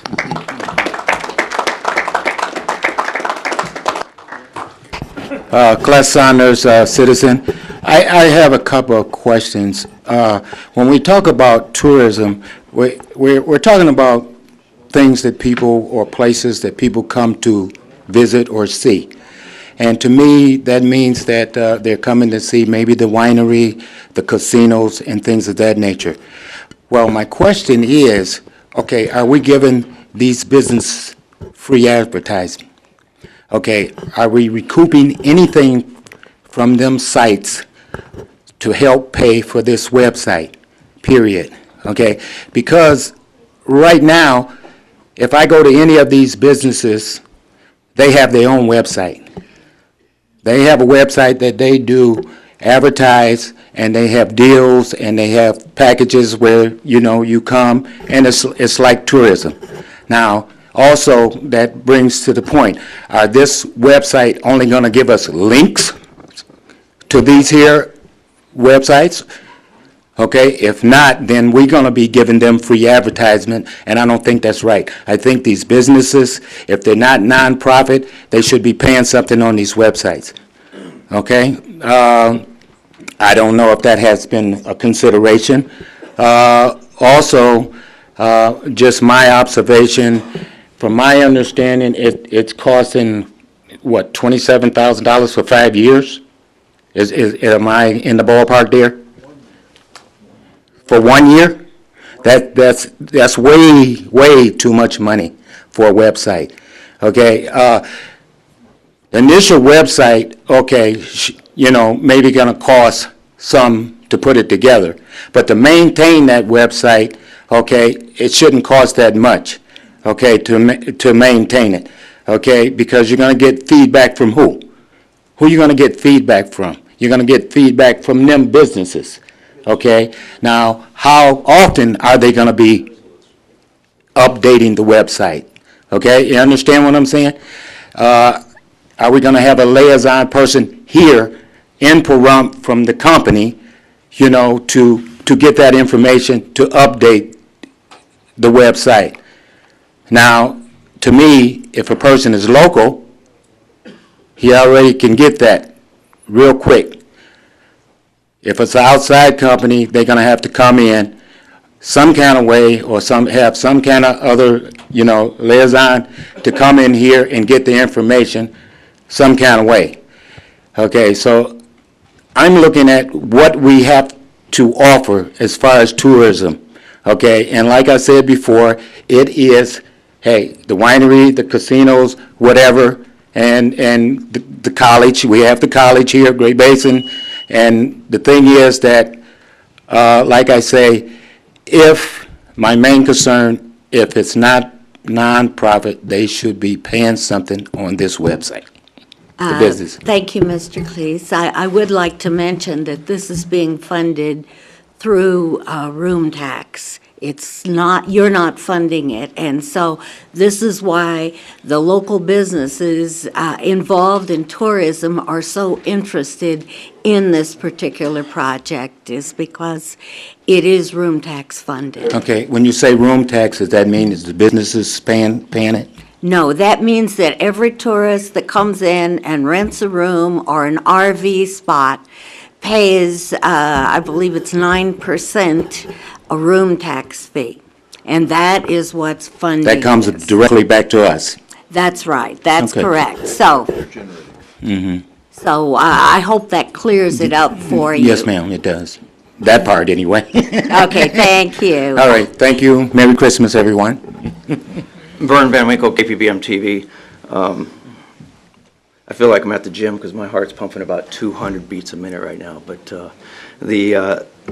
this is the God-honest truth, you guys. You are giving a lot of money away, which is good. I'm glad that you guys are putting this into this marketplace because this type of business does deserve it. That's for sure. Keeping it local, I think, is your best choice. You got a couple things on the table. The first one is professionalism. Every script that I do, I always seek advice from someone who knows more than I do. It just helps. When you're building a website such as this, I would go find somebody who can write something very well. The fact that Brian is local, he can basically produce the site. He can contact the proper people to make the site work the way that you want it to, because that's what the business is all about. You don't have to staff all those people. When you staff all those people, your expenses go up. You don't need to have the internal staff to do that. There are professionals out there that can do that. This is a lot like saying to the community, again, it's a lot like saying to the hospital, local firefighters, let's take your patients directly to Las Vegas because we don't trust the local hospital to do the job that they need to repair the bodies that are hurt while in a car accident or a fire. So what you're doing the same thing with the local professionals who are in the industry of social media. I bet none of you even know the definition of what social media is, but that's another story. Social media is a big issue today. It's really huge. Brian can use the leverage of local businesses to tie the videos that he wants to into social media very easily as well. He has the capability. He does your site. I'm told he's done the Inyo tourist site as well. He's got talent. I would highly suggest that you really take a real hard look at that because he has the reach towards those individuals that will allow your site to be built and maintained over the years. And if something does happen to him, there's many people out there that can pick that up. But at least you started with a local Pahrumpian who can do the site, who keeps the money here locally. He could subcontract to anyone who he needs to have to build your site. And his evidence of his work is very fine. If you take a look at it, it's out there. And I would highly suggest that you take that opportunity to really reconsider to keeping the money locally, because that's what stimulates our local economy, not by giving it to Vegas and having Vegas produce a site or giving it to Los Angeles. There's no economic benefit for that. Thank you.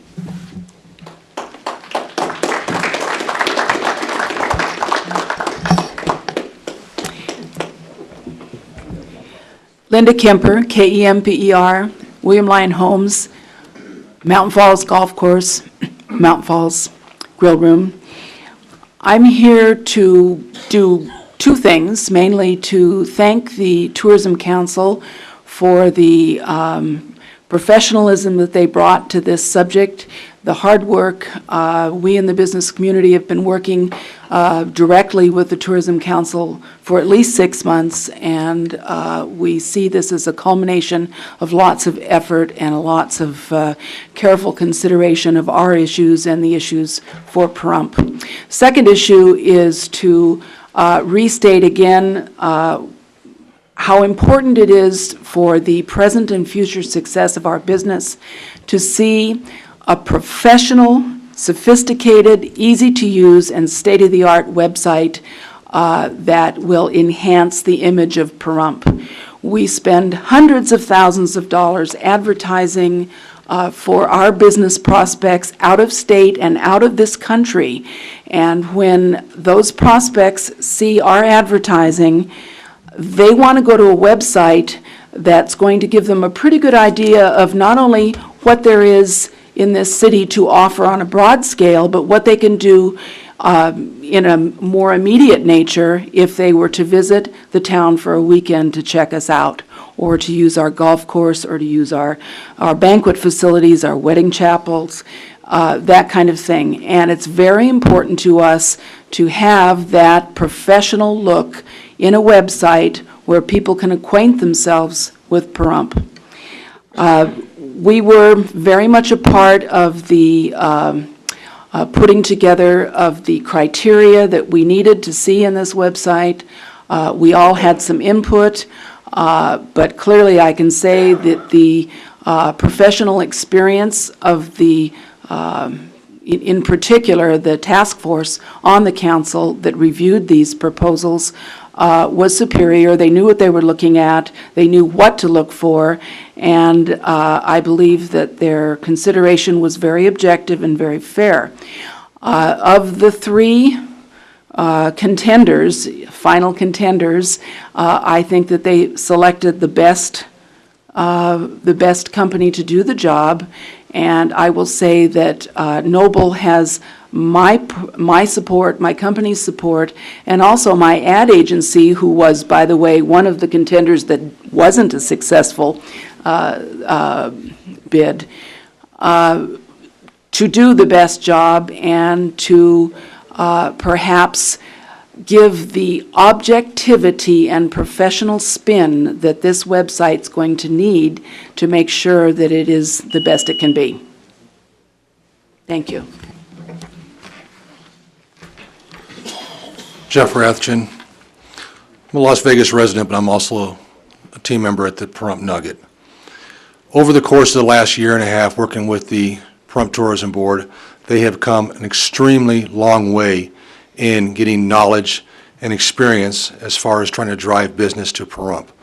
When you look at the collective group that has been backing the Tourism Board with Spring Mountain Motorsports Park, with Front Sight, William Lyon Homes, the casinos in town, including Golden Gaming from Las Vegas, and the expertise from their marketing teams, their collective marketing teams, to be able to come forward and put together and help with the criteria of what is needed for our tourism board. When we sat down the first time, I think if I'm not mistaken, the initial estimate of what this was going to cost was in excess of $45,000. So to be able to go ahead and get everything in line and get it dialed in and get it set and ready to go and to come in at $28,000 is a credit to the hard work and dedication that our Pahrump Tourism Board has done, also with the collective group of marketing professionals in these multi-million-dollar businesses that have been helping. all of those who are concerned or wanting to know what is going on with the Tourism Board, and please, I hope I speak for the Tourism Board, I definitely speak for myself on this, please come to a Tourism Board meeting and bring your knowledge, because I guarantee you that no one will stop you from speaking to be able to, if you have a better idea on how to get this moving forward, and you are creative enough to be able to assist these volunteers to be able to help get this tourism site together, I guarantee it'll be warm and welcome. The second thing is, I came out to Pahrump November of '06 when Golden Gaming took over the Pahrump Nugget. I'm a Las Vegas resident from 1974. Made 2 trips to Pahrump because I knew nothing about it. And I can tell you that there is a ton of money over the hill. There's a ton of money outside in Southern California, Utah, Oregon, Washington, that will come to Pahrump 365 a year to be able to come down and enjoy. There was a question about, we got to build it so they can come. I can tell you right now, it's already built and they're not here. I've got 47 hotel rooms that are empty on Friday night. So the idea is to start getting those rooms full and get the people to Pahrump, and I guarantee you that if we're able to start seeing occupancy and visitors to Pahrump, the rest will come. And I thank you.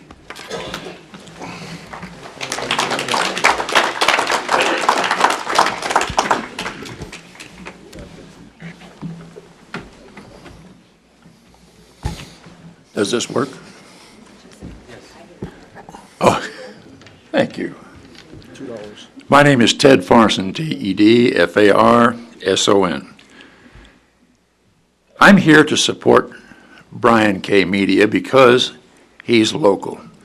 Every time I pick up a telephone and I have a technical problem and I wind up in Bangladesh, somebody has outsourced an American job that we're not getting done here, and then I can't understand those people, and I have a real problem with that. I like local support so that if I have to, I can go down there and get a hold of this guy and make sure that everything straightens out. It's important to me that we do not outsource this job to Reno, China, Bangladesh, or anywhere else. It's Pahrump job, Pahrump money, needs to stay here. It's evidenced that the best website I've ever seen is the Pahrump website produced by Brian's, and I think all of you will agree. I don't know anybody who doesn't like that website. It's easy to operate. It's easy to use. We're building a website here. Harley, we're not saving the world. We're not saving America, and we're not doing any of that stuff. We're trying to get a website to bring people into town. It's important to remember that the job that you're saving is one that's here. A guy buys shoes in this town. He pays his phone bill in this town, even though the money goes someplace else. The whole point is, our money needs to stay in this town. Brian produces the best website in the world. As far as I can see, he can do the job. He has the lowest bid. He should at least get reconsideration on this based on information that is important to the people in here. These people ask a question. Now I'm going to ask one. How many people in here support Brian K.? Would you stand up? Stand up.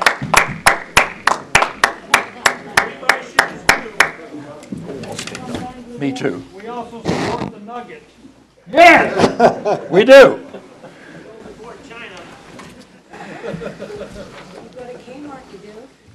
I want to thank you for your time. I hope you consider what I say and the support of the people in the audience. Thank you very much.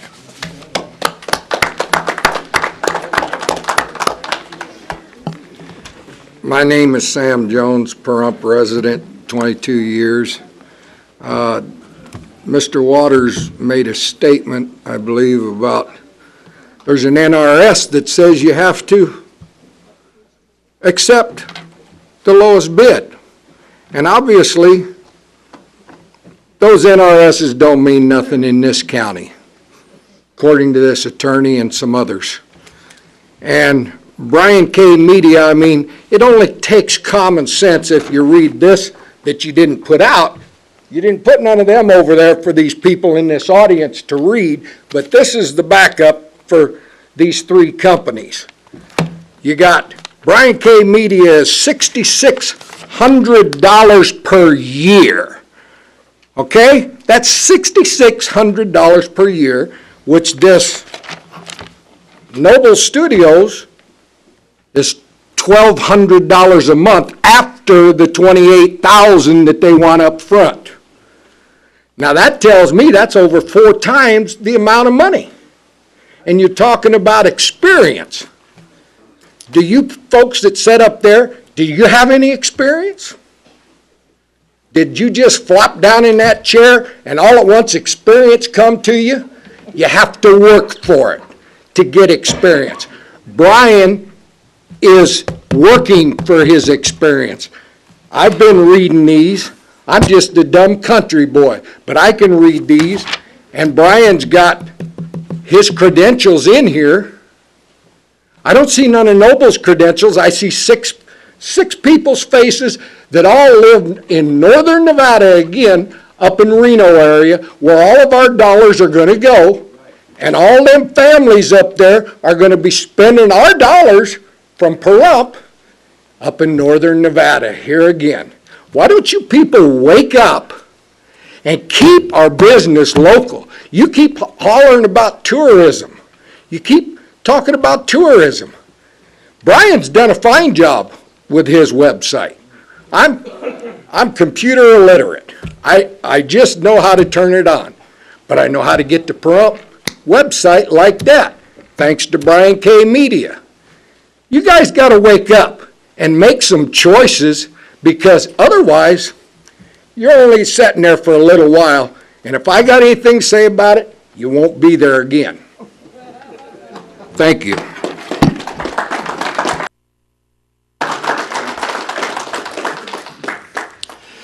My name's Andy Alberti, A-L-B-E-R-T-I, and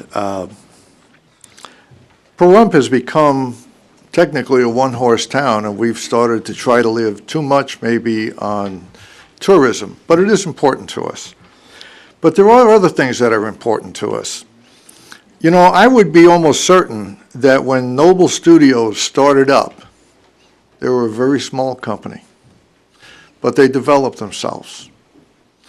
And what I'd like to see in our town is a recognition of the talent that's here and giving them the opportunities to display their talents, expand their businesses, and when they contract outside of this town, they bring money here.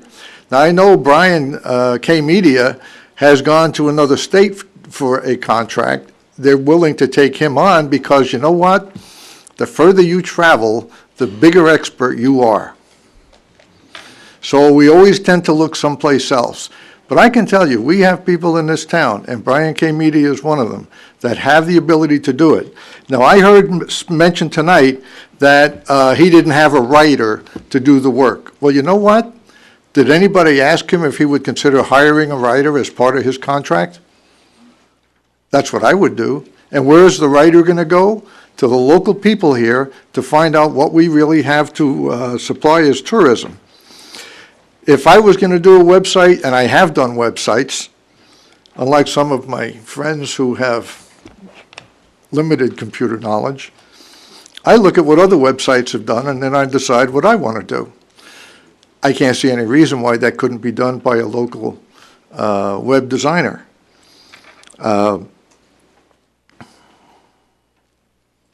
When we have money here, the money spent here helps other money grow. Depends on where it's put. And some of the people who have spoken tonight are absolutely right. We spent $5 million at the county to bring in a company from Arizona and another from Southern California to do zoning and planning. We're sending contracts out for videos to every place but here. We need to develop our talent. We are developing a golf course. We've got hotels. You know what? We could go other places and find better people to run some of these things maybe, but we don't, because we have to develop what we have. And I think Brian has the ability to do that, and I think you ought to give him the contract. Thank you.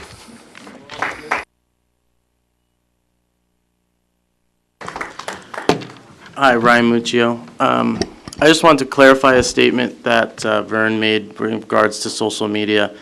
wasn't meant to be in disregards to any of you or anybody in this room with the definition of social media. What he was trying to get across was social media is so new and it's meant to reach out to everyone, but it's locally based. I can't do social media for New York City.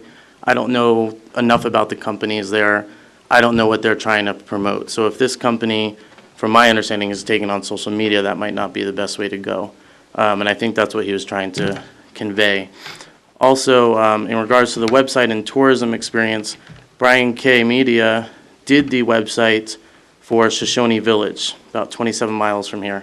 And I know, I'm personal friends with Susan Sorrells, and I know that she loved her website, and it has worked tremendously for her. I don't think she could be here tonight, but I know she was very happy, and I'm speaking on behalf of her, that it was a wonderful website, and she's told me time and time again how much it's worked, so thank you. Carl Skisinski again. Can I get clarification on two areas in here? Is it true that on the website, the only people that can advertise on the tourist website is a hotel or a RV park?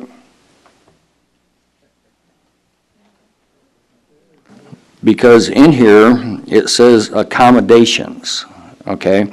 And earlier, this issue came up with the gentleman that said over there that if somebody's going to advertise, and that's what it is, if they hyperlink their website to the tourist website, then they're advertising on your website. But the question is, it's confusing me here, is it restricted to only hotels and RV parks? Because according to this, it is. But is it? What document are you looking at? This paper that's handed out right over there. At the bottom, it says, local attractions, regional attractions, accommodations, hotels, RV parks, and bed and breakfast.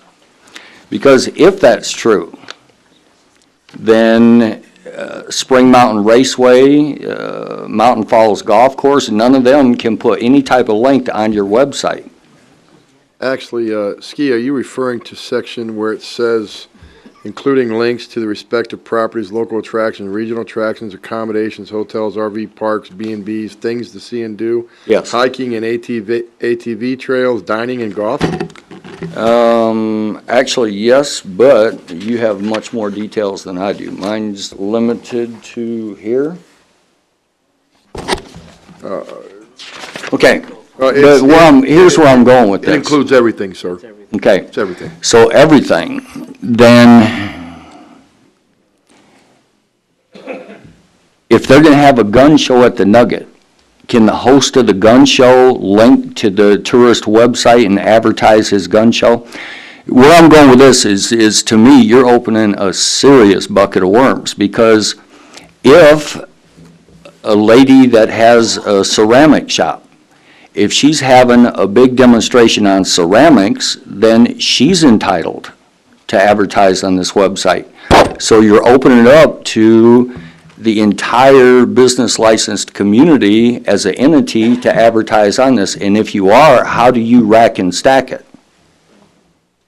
In other words, if the lady who owns the mom and pop ceramic shop in town is going to put on a demonstration and make ceramics, is she going to get bumped by a large hotel?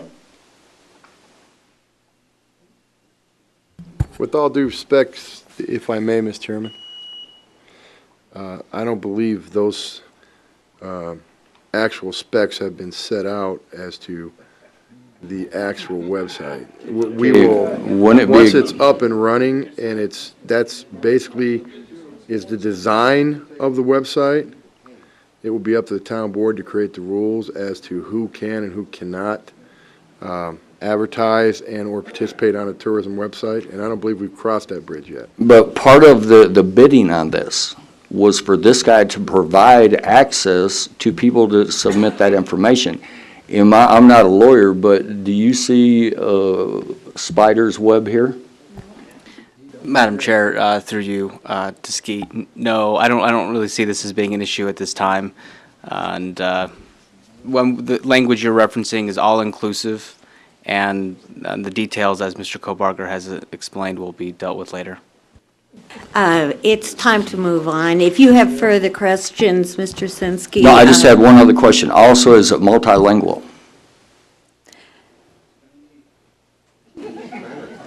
Again, the specs have not been determined.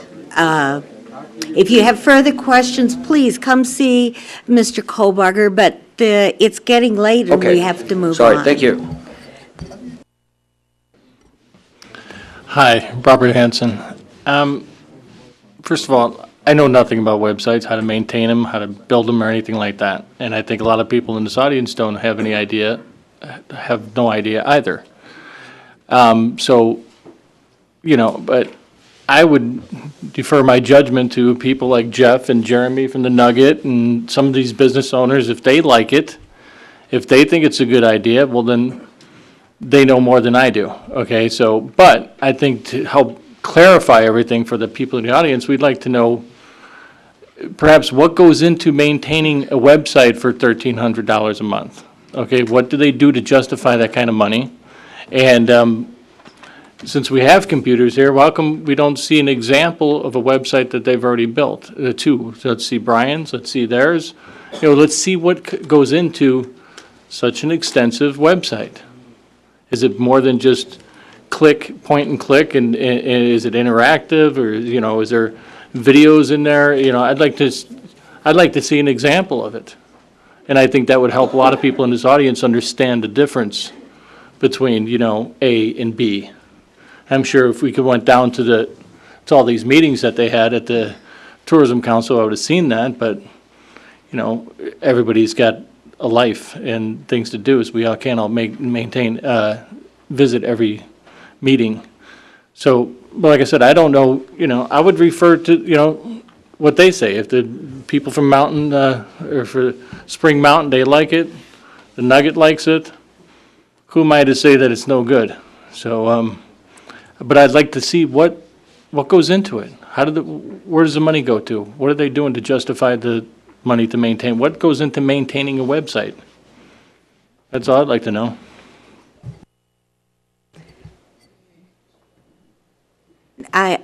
If I may, we have both a representative from Noble and also from Brian K. here, and I'm sure that they'd be glad to answer your questions.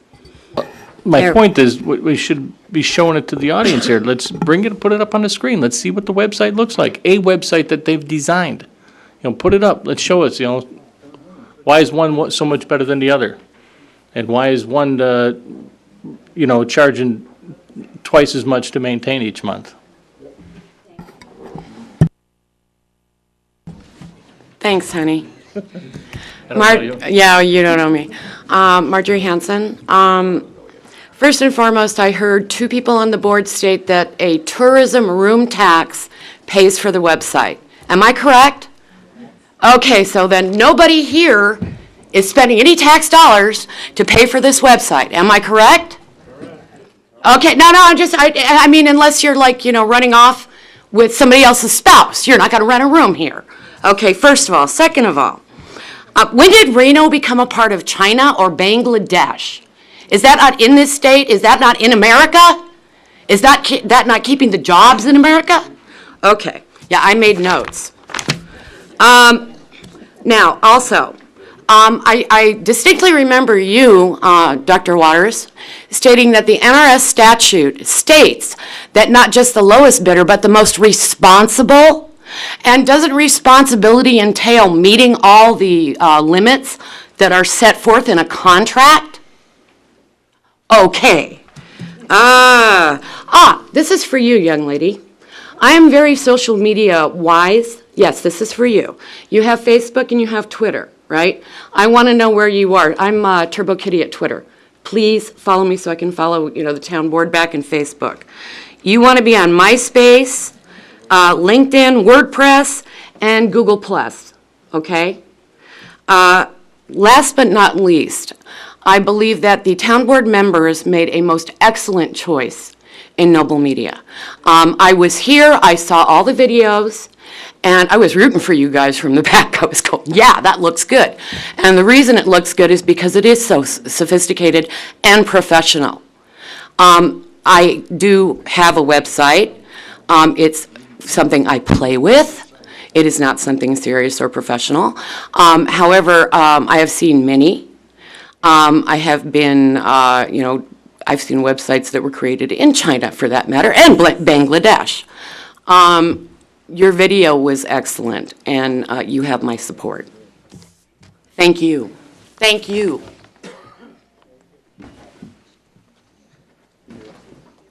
My name is Debbie DePreta.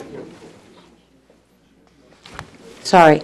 My name is Debbie DePreta, and I'd like to commend the board on what seems to be their leaning toward in awarding Noble, listening to the expertise of the tourism board. I mean, this is their livelihood. They know whereof they speak. And when you're talking business, one needs to use logic and not emotion.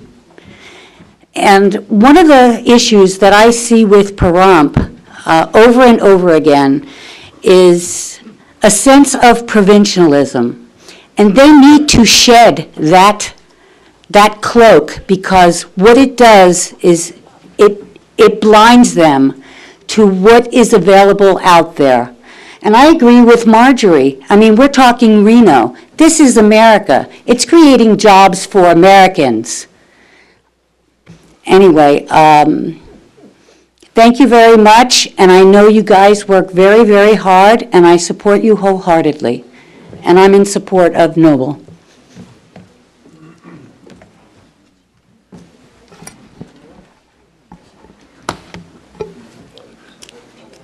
Town Board, Town Manager, ladies and gentlemen, my name is Brian Shoemake.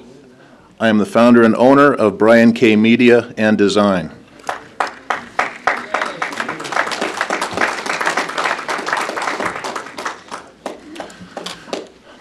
I've been a member of the Pahrump community for nearly a decade now. I chose to move to Pahrump for several reasons. Local community involvement was one of the major factors in that decision. I'm a local small business, qualified and licensed locally. I'm a member of the Pahrump Chamber of Commerce. I bring specialized qualifications to this community as a business owner. I have an Associates of Applied Science degree in Computer Information Technology. I have a Bachelor of Fine Arts degree in Digital Design and Web Design. About 2 years ago, I took on a new client here in town and started working on their brand new website. That client was the town of Pahrump. After a few months of planning and design, I launched the brand new site and web experience on Independence Day 2010. There's a reason for that, because as a patriot and a veteran of the armed service, that date was chosen specifically, because that site was very important to me. The experience of working with the town has been incredible. The website for the town of Pahrump has been a great hit. It's been very successful, and I've had nothing but positive comments from the community, and that goes for the board, as well as the town manager and town staff. In fact, I've worked hand in hand with town staff, the town manager, for the past 2 years in maintaining this website. And I'm extremely proud of the work that we've accomplished together. As a qualified and experienced web designer, I have the unique luxury of being able to live almost anywhere and do business with just about anyone. As I'm dealing with the World Wide Web, I have virtually no geographical boundaries whatsoever. However, I've made the conscious decision to move to Pahrump and become an active member of our community. Additionally, I prefer to work with local and regional clients. This way I offer a unique perspective as being an active member of the community with unique insight that other competitors simply cannot offer. My local clients include the town of Pahrump, Desert View Hospital, Shoshone Village, several retail businesses, several local service businesses, local community and nonprofit organizations, as well as the Amargosa Conservancy and other resort destinations in our area. I work hand in hand with several of my clients in the arenas of tourism and destination. Couple that with being an active member of our community, and it's plain to recognize that I'm uniquely qualified to provide both the knowledge and experience to create and maintain a website and web experience to enhance and flourish the local convention and tourism industry, unlike any of my competitors. Since I designed and have maintained the town's website, I agreed from the beginning that I would provide 2 years of maintenance, hosting, update, and webmaster services to the town of Pahrump at no charge. And I have kept that agreement, and I have given the town of Pahrump #1 consideration and priority whenever they need something done on that website. They call me any time of the day, any day of the week, and they ask me to update that website, and I immediately handle it for them. Without question and without any issue, I've managed to maintain that website, and in doing so, I've saved the local taxpayers money and expense. It may be small in the overall budgetary scheme of things, but it's a part in which I have been able to save the community just a little extra, as we all realize that dimes quickly add up to dollars. With this, I hate to rush you, but can you kind of sum it up? It's late. Yes, ma'am. With this, I present myself and Brian K. Media as not only the most qualified bidder, but also as the most cost-efficient qualified bidder for the PTCC website. I look forward to your consideration and support when voting on the award of the bid. A vote for Brian K. Media is a vote in the public interest of the community and the town of Pahrump. Thank you.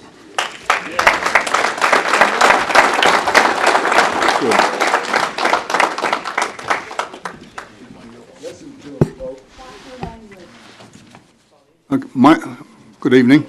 Excuse me, but can you take the comments outside, please? Thank you. Good evening, folks. My name is Philip Hyder, last name is Hider, and I'm a 7-year resident of Pahrump. And I shall be addressing the RFP number 2011-02.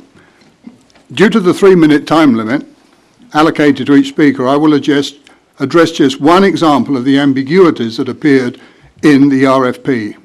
And this will illustrate the difficulties that the Town Board of Pahrump has experienced in writing the RFP and in its subsequent evaluation of the response. I want to show that Brian K. Media is qualified. Much has been spoken about the written copy section. It's come up multiple times this evening, and it's been in the paper. And what I want to point out is that the line in question states, all written copy must be professionally written and proofread. It's a seemingly innocuous statement. However, what does it mean? What thought process is being transferred? Does it mean that all copy must be written in a professional manner by the web designer? That is, professionally written. Or does it mean that the web designer has to hire a professional, independent, and accredited copywriter? Two totally opposite things written in the one statement. This is just one level of ambiguity and one example of ambiguity where it has been exceedingly difficult to write a response to the ambiguities, and depending on who is examining the response to the RFP, you'll say he's fully qualified or totally unqualified. And that's what I think is at the heart of a lot of this. Care has to be taken to ensure that when you generate an RFP, it is absolutely clear and unambiguous. And that care clearly has not been taken. This is a very ambiguous statement, and it's a very ambiguously written RFP. In fact, industry recognises that the writing of RFPs has to be so clear and unambiguous that there is never any question, due to the prejudices on the part of an RFP writer, that a favoured responder could provide any interpretation of ambiguity that would be counted as qualifying, and a disfavoured responder would always be deemed disqualifying by interpreting differently. Therefore, in summary, what I want to say is, because of the ambiguities involved, the proposal submitted by Brian K. Media must be accepted as qualifying. 2, because he is a decade-long Pahrump resident, and the contract award will be predominantly spent locally, giving much-needed support to the businesses of Pahrump, while coincidentally awarding the contract out of district will make any new businesses very suspicious about coming to Pahrump. Thank you, Mr. Hyder. I would like to finish, if I may, for just a few seconds. I'll give you 10 seconds. Okay. Brian Kay has demonstrated the history with the town website and the hospital website. He is the only one that has the technical qualifications and credentials for creating the website, and he is by far the lowest bidder, potentially saving the town of Pahrump and its residents many tens of thousands of dollars over the life of the contract. Thank you, Mr. Hyder. It's getting late, and we have other people who would like to speak.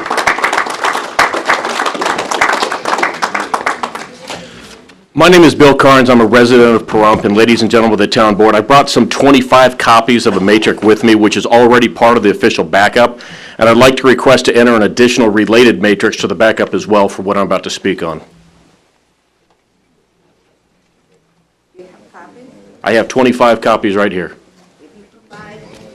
If you provide a copy to the board, I will poll them and see if they're willing to accept it. I'll provide 4 copies to you right now. You actually got to make the vote before you accept it, ma'am. You can't look at it then decide. You have to decide before he hands it to you. It's your choice. It's fine with me. Ms. Indersby, yes or no? No, I'd like all material handed in before the meetings, if at all possible. I was advised by the town manager this was the appropriate time, ma'am. Dr. Waters, yes or no? I have to say no at this point. I also say no. Okay, then, now that we've got that handled, if I could have my 3 minutes back so I could actually speak on the topic. Side A of, pardon me? Side A of the matrix that I was about to provide is actually in the copy of the backup. And its criteria, it has a criterion rating system the PTCC used from the tourism website bids. 5 categories scored from 1 to 5, and the totals are all on the far right column. On the alternate matrix, which you did not accept, I'll just explain it. At the bottom is the NRS with the instructions regarding big gradings and awards for townships. And the matrix at the top of that page, we have categories listed as per the NRS, the very same NRS Dr. Waters brought up earlier, which is 332.065. The price on the PTCC matrix that they use didn't even score price, nor the 5-year maintenance fees, which are all part of the bid. As this is a bid for a 5-year contract, it's completely remiss to ignore these maintenance costs. Additionally, PTCC failed to grade any costs in their matrix whatsoever. As available in the adjusted NRS matrix, both price and monthly maintenance fees are independently graded. Brian K. Media scores a 5 out of 5 in initial price, as well as in maintenance, as Brian K. Media offers 125% additional maintenance hours than Noble, as well as it's at 40% of the cost of Noble. And conforms to specs on this matrix, which is part of the NRS.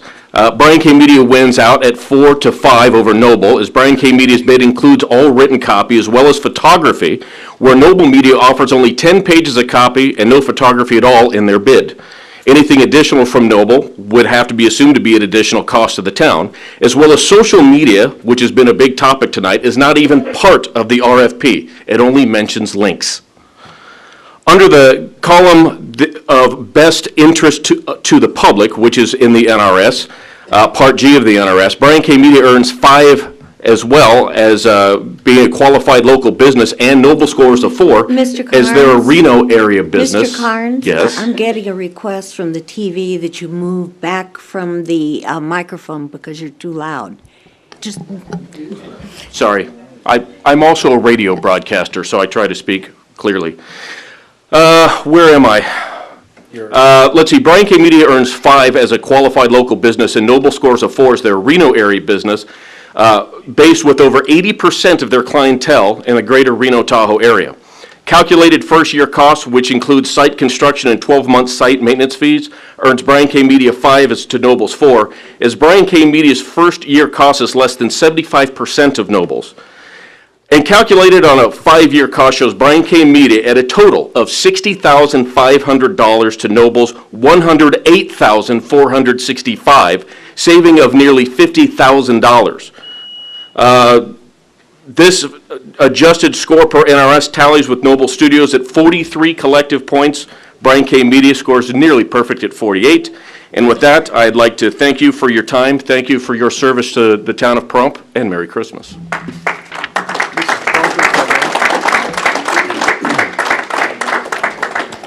Mr. Parker, if I may? yes, it's time to cut it. In the interest of time, I think that you two will be last. That's fine with me. Yeah, Mr. Carnes had stated that I told him this was the appropriate time to submit his criteria. That is correct. I did tell him that. I told him that today because he approached me today about submitting additional backup. It did not come in last week. It was today that he approached me, and I told him he had to get the permission of the town board. And during the actual time that this item was up, that he needed to come down, sit, and ask if the town board would accept it. Is that correct, Mr. Carnes? It is correct, and it worked out fine not accepting. I got my point across, so it works out. No hard feelings. Thank you. Madam Chairman, after these 2 public speakers are done, I would like to hear from Noble, being as they're here. Fair enough. Thank you. Well, my name is Sal Ledesma, Ledesma. Sometimes it's hard to pronounce. And I'm in support of Brian K. Media. And some of the things I wanted to cover have been covered, so I'm not going to repeat them. One of the things, comments I'm going to make, I'm a regular consumer here in Pahrump, a resident, and I eat out 2 or 3 times a day. And I usually go to one of the casinos or even some of the small shops. I guess now if we're sending our money out of town, when I'm hungry, I'll drive to Las Vegas or to Reno and have breakfast and lunch. You know, that's what I'm hearing from you. And then if you're going to have somebody, you know, representing Reno and Las Vegas on committees, next time, why don't you get somebody and appoint them from Reno and Las Vegas so they can have their interests covered here? I thought these committees were here to represent the community and look for the best interests of the community. And the best interest of the community, as other members, other speakers have said, is spending the money here, keeping the jobs here. That is the best interest. I'm not going to cover the NRS. It's been covered.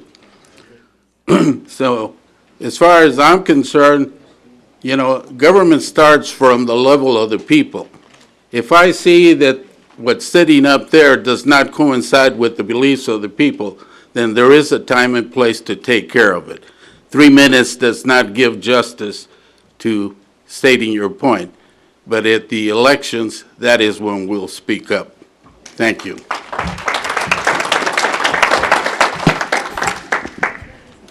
Paula Elefante.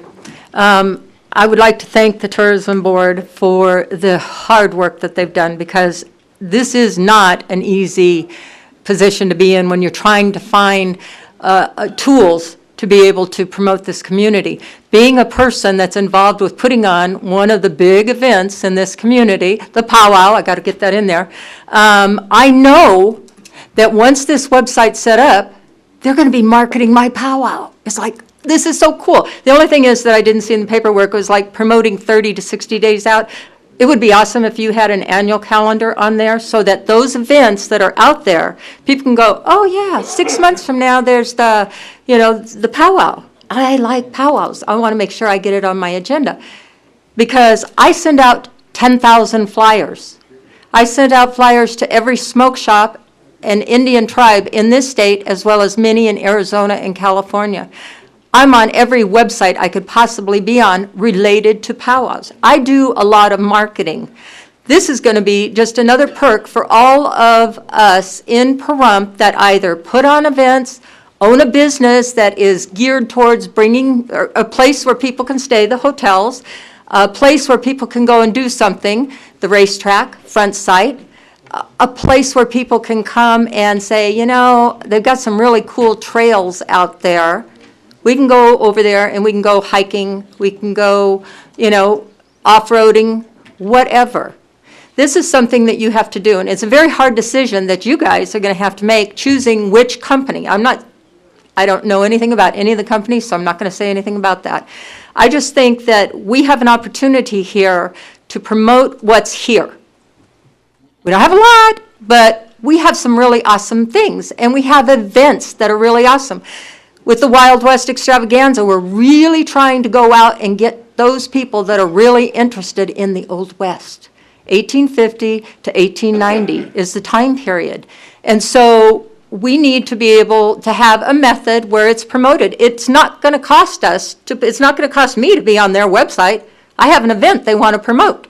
It's not going to cost the hotels to be promoted when they have events. And if one of our hotels was, Saddle West, they had their Pride event. Next year, I don't know how many people showed up for that, but I'm sure next year there's going to be twice as much because I hear it was a great success. That needs to be on this website. It's a tourism-related thing. So good luck with your decision. I appreciate the fact that this is not my tax dollars, it's the tourism room tax dollars that people pay when they stay in our hotels and in our RV parks. We, the citizens, are not paying that bill. So, Yes, you are. well, I don't really stay in the hotels, so I'm not paying the bill. Anyway, thank you. Thank you, guys.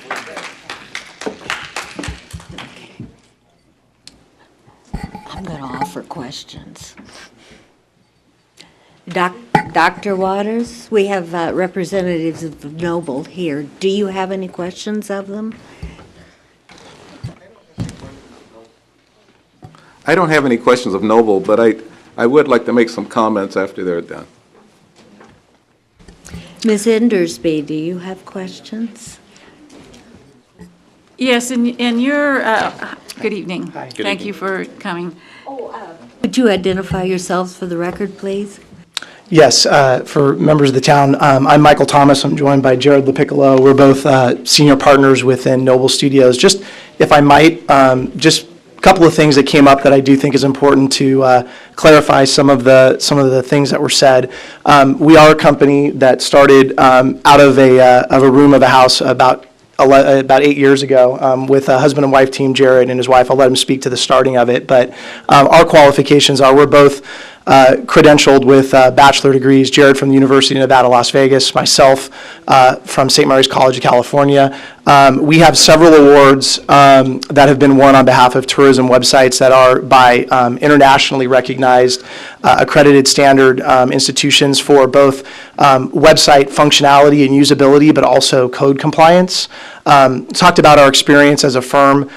We approximately employ about 25 people at a given point in time. More than 80% of the individuals that work in our firm have at least a bachelor's degree or above, in addition to a number of certifications that are specific to technical expertise and prowess around specific coding and technology languages. The RFP, despite some of the comments made here today, was fairly clear. We respond to RFPs on a number of bases for both government entities and the private sector. There's been some discussion about the costs. I do want to make sure that it's known that we responded with fee structure for both hosting and for ongoing maintenance. However, I think it is important to note that the system that we're building is going to be something that is intended to be maintained, updated, and utilized by staff and by the stakeholders that exist in this community. So there isn't any proprietary nature to what we're building. We really believe that a website that's as important as it's going to be for the overall tourism efforts for this community needs to be something that's adopted and utilized heavily by everybody that has a vested stake in seeing the community grow. Just to further expand on our passion, had an opportunity to meet a couple of the town members that were at the Nevada Commission on Tourism, the Governor's Conference. I have donated my time for 2 full days over the last 2 years to act as the master of ceremonies for that event. We don't receive any compensation for doing so. We are extremely passionate as native Nevadans. We both have our second generations of Nevadans growing up, and we take them extensively around the state. A lot has been said. We would not take on this project if we didn't feel we were capable, but if we also didn't have some fire in our belly to try to improve what you have and also tell the world about your story. We had an opportunity today to view many of the amenities, and despite maybe some of the comments that were here, if you so choose to determine that our company is the most qualified and the one that you want to go with, we're very excited to work with everybody here to have a product that you'll be very proud of, that anybody in the world would come to your website and want to make this place a stop as they tour the great state of Nevada. So with that, I just wanted to answer those questions, and of course Jared and I are here to take any questions that you have specifically. Thank you.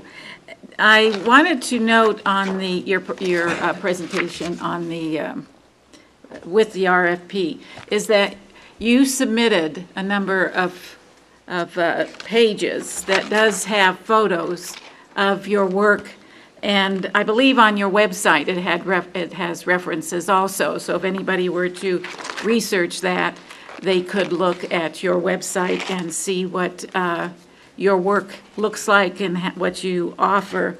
And I also saw that you, in the RFP, were offering some parts of your service that isn't available or wasn't presented by any of the other responders. And that was a virtual brochure rack concept.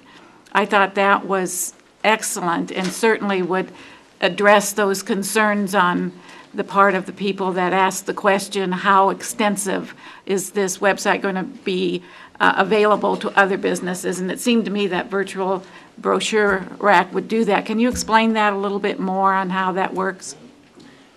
Absolutely. Destination marketing, like the town of Pahrump is trying to do, really the opportunity with a website like you're envisioning and what you laid out in the RFP is the sum of the individual parts make up the compelling whole. And so the idea is through technology, the concept of a virtual brochure rack is really about providing whether it's a event, a business, a hotel amenity, the racetrack that's here in town, Front Range, I mean, all of the different things that are there. The idea is you want that material available at any time. And there are times when it will be a link out to more specific information. But the idea is your competition is global. There are literally many, many places that a visitor or a tourist can choose to go. And you're much stronger when you stand united about the diversity that's here, because people are going to make choices based on what they see. So the idea is this website will be a 24/7 sales automated tool that regardless of the time zone or the location that someone is visiting from, they're going to be able to find information that's applicable to their interest and what drives their ability to want to come and visit the town. Thank you. And also, you referenced the email service. Can you explain how that works and if that's incorporated in the original design and implementation, or is that an additional component? Just for clarification, email marketing is a very important component, as is social media, but really what you want your website to be is a capture mechanism for leads. Email marketing is a great way when a tourist or a potential visitor is interested in coming. You would submit an email address, and that would be a way to capture that to continue an ongoing dialogue. Most people, when they visit a website for the first time, don't decide to come. So it's about creating an ongoing relationship. And in our design and our development, a capture mechanism would be into place. And ultimately, we are very flexible on deciding what ultimate email service provider that you would go with. There's a plethora of tools available, and that would be up to staff to work with us to find out the most cost-effective and the one that offers the best services. But that's included that capture mechanism to make sure that you capture those email addresses is definitely part of the project as we would put forward.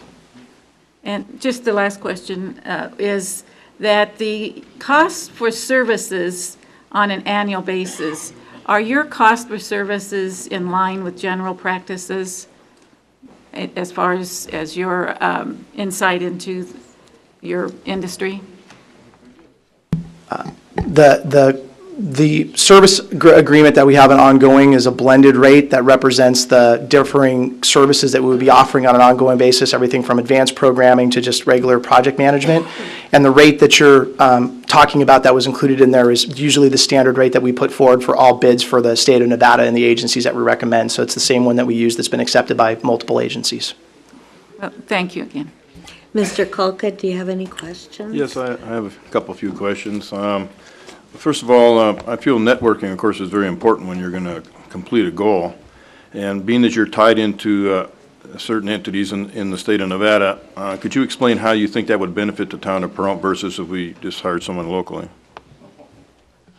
Just speaking to the work that we're doing on behalf of the statewide Office of Economic Development, an important plan was put forward that was released approximately 2 months ago by SRI and Brookings, and this was a study that was mandated by AB 449, which is a new legislative initiative that basically put at the cabinet level to the governor both the head of the Nevada Commission on Tourism and Cultural Affairs and also the Nevada Governor's Office of Economic Development. And identified in that was a strategic plan for the state of Nevada to be able to identify what are the largest potential growth industries for the state. Tourism and hospitality is mandated or listed at the top of that list of potential industries. We have meetings on a regular basis with the head of both the Tourism Commission and the head of the Economic Development, as well as senior staff in the Governor's Office, to talk about what is being done right now to try to identify a unified message, as was talked about what Nevada can do to attract the highest propensity of potential visitors from not only outlying states but international travelers. So we're having ongoing discussions, and we're part of that dialogue to make sure that the individual communities that make up the state of Nevada, and there's great diversity there, all have a seat at the table and all can identify what their unique niche is going to be. I would honestly say that we don't speak to how we would be better or worse. We happen to have a very important, we have a strong seat at the table, and obviously that knowledge that we would be armed with, that's going to be a part of that process, would simply be a part of not only your project but anybody else that we worked with in the state of. We benefit when the entire state is stronger. So obviously we know those plans. We're working on executing them directly with both those agencies, and obviously would work very hard to make sure that that knowledge is transferred in the work that we do on behalf of the town of Pahrump.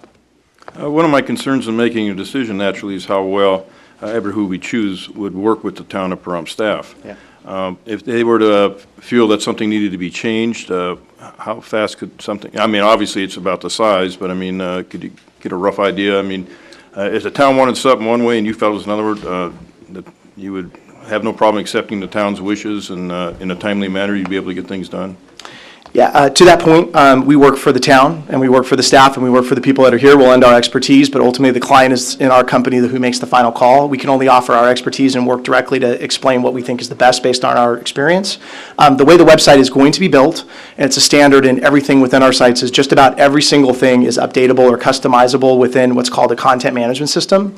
So we'll work very closely with staff to make sure that everything that would need to be updated, whether that's an address, a date, a time, anything that would be minor updates, are all going to be in the hands of your staff to update. So it's not going to require us to be involved in that process typically. Thank you very much. I would like to call for the vote. There's been a motion and a second to award the RFP to Noble Studios for creation of a tourism website with funding from the tourism room tax and NCOT matching grant not to exceed $31,000. Madam Chair, I would like to make a comment before we vote. Yes. Oh, I'm sorry. Yes. In removing all emotion, one of the things I emphasize that over and over, remove the emotion and let's talk about what the real facts are. A contracting officer, friend of mine. He's a retired colonel. And I sent some information to him because I wanted, in looking at the RFP, I understand RFPs. I've dealt with them for over 30 years. But I wanted it from him. And he sent me this definition of request for proposal. Request for proposal is a document used in many different industries. It helps formalize the bidding and pricing processes so that prices can be easily evaluated and compared. An RFP is a document containing a detailed list of technology and business requirements for a given project. This document is typically sent to a targeted group of vendors to solicit their proposals to work on your project. It is the request for the vendor to explain what they will do for the project. Thank you, Bill. And the bottom line on this is when it closes, it closes. We look at a lot of legal cases, and we don't like the way it ends, what the jury comes up with or the judge comes up with. And you have many people that want to relitigate that case. In this case, when the RFP closed, it closed. And I hear many people saying, well, why don't we do this, or we could have done this, or anything else. The RFP is closed. And that's what we have to go with. That's what the council went with. They had to, because of the RFP process. They followed the NRS, as I read earlier. They followed the RFP process, and they took emotion out of it. Emotion can get us in trouble. We've got to follow the facts, and I think that's what they're doing here. So I thank you for that. Madam Chair, may I have a moment to clarify? The gentleman from Noble had an opportunity to clarify some information that was stated tonight. I'd like to have the same opportunity, if I may, please. And Madam Chair, I think he should have that opportunity. Keep it brief, though, please, because it's getting late. Thank you, ma'am. I had a meeting yesterday with Town Manager, Mr. Kobarger, and President of the Chamber, Mike Dreyer, and we clarified something that was in question on my proposal regarding professionally written content. That is part of my proposal, and it is included in my proposal, and there is no additional charge for that. The ambiguous nature of the RFP itself left a question whether or not it was required for the web designer to provide professionally written content, and so I left that option to the PTCC to let me know if they wanted me to provide that. We clarified that yesterday. I believe Mr. Kobarger understands that that's part of my price of $27,500. The gentleman from Noble explained that they provide email marketing, and I do as well if you refer back to my proposal. I also provide a means for capturing email addresses on the website for marketing purposes. I also provide social media services along with my proposal. So I just wanted you to have that in the forefront of your mind as you make this decision. Thank you. Thank you, Mr. Shoemake.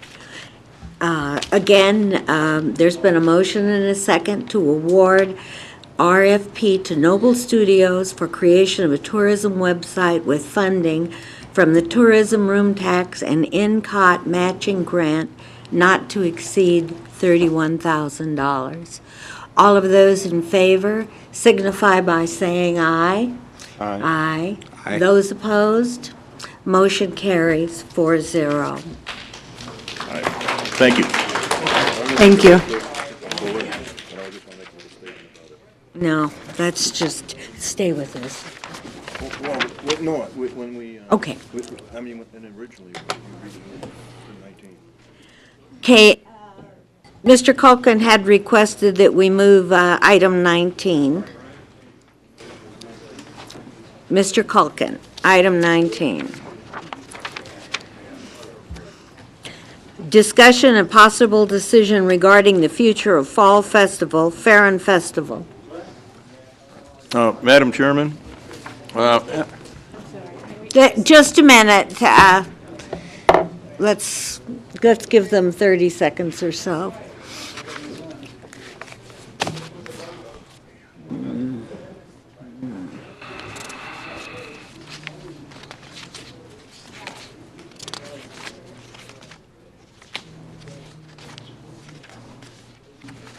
Okay, Harley. Madam Chairman, Mr. DeCanio's comments really hit home for me that a change needs to be made here, and I'm looking to put an item on next month's agenda, and I think that ties in with that. It could tie in with the Fall Festival, so I'd like to pull this, and because we got enough on our plate tonight anyway, and I think this will tie into the item I want to put on in January's agenda, so I'd like to pull number 19. You mean table it, sir? Table it, okay, I'll table it. I have to make a motion to table it? Yes, sir, you do. I'd like to make a motion to table. Are you going to bring it back at any specific time, or are you tabling it indefinitely? Indefinitely, I'll see how it works. Then you need to say that, please. I'd like to table it indefinitely. I'll second the motion. All those in favor signify by saying aye. Aye. Those opposed, nay. The item is tabled 4-0. Item number 11, discussion and possible decision to approve a change order number 1 in the amount of $4,860 to provide 72 sheets of 5-ply CD plywood, install new 2x4s approximately 100 feet by 2 feet to support new T11 siding, and install 3 new Cooper roof drains for Bob Roode Community Center roof construction project and all matters properly related thereto. I think that's copper, Madam Chairman. Did I say something? You said Cooper. Maybe that's an accident. It says Cooper.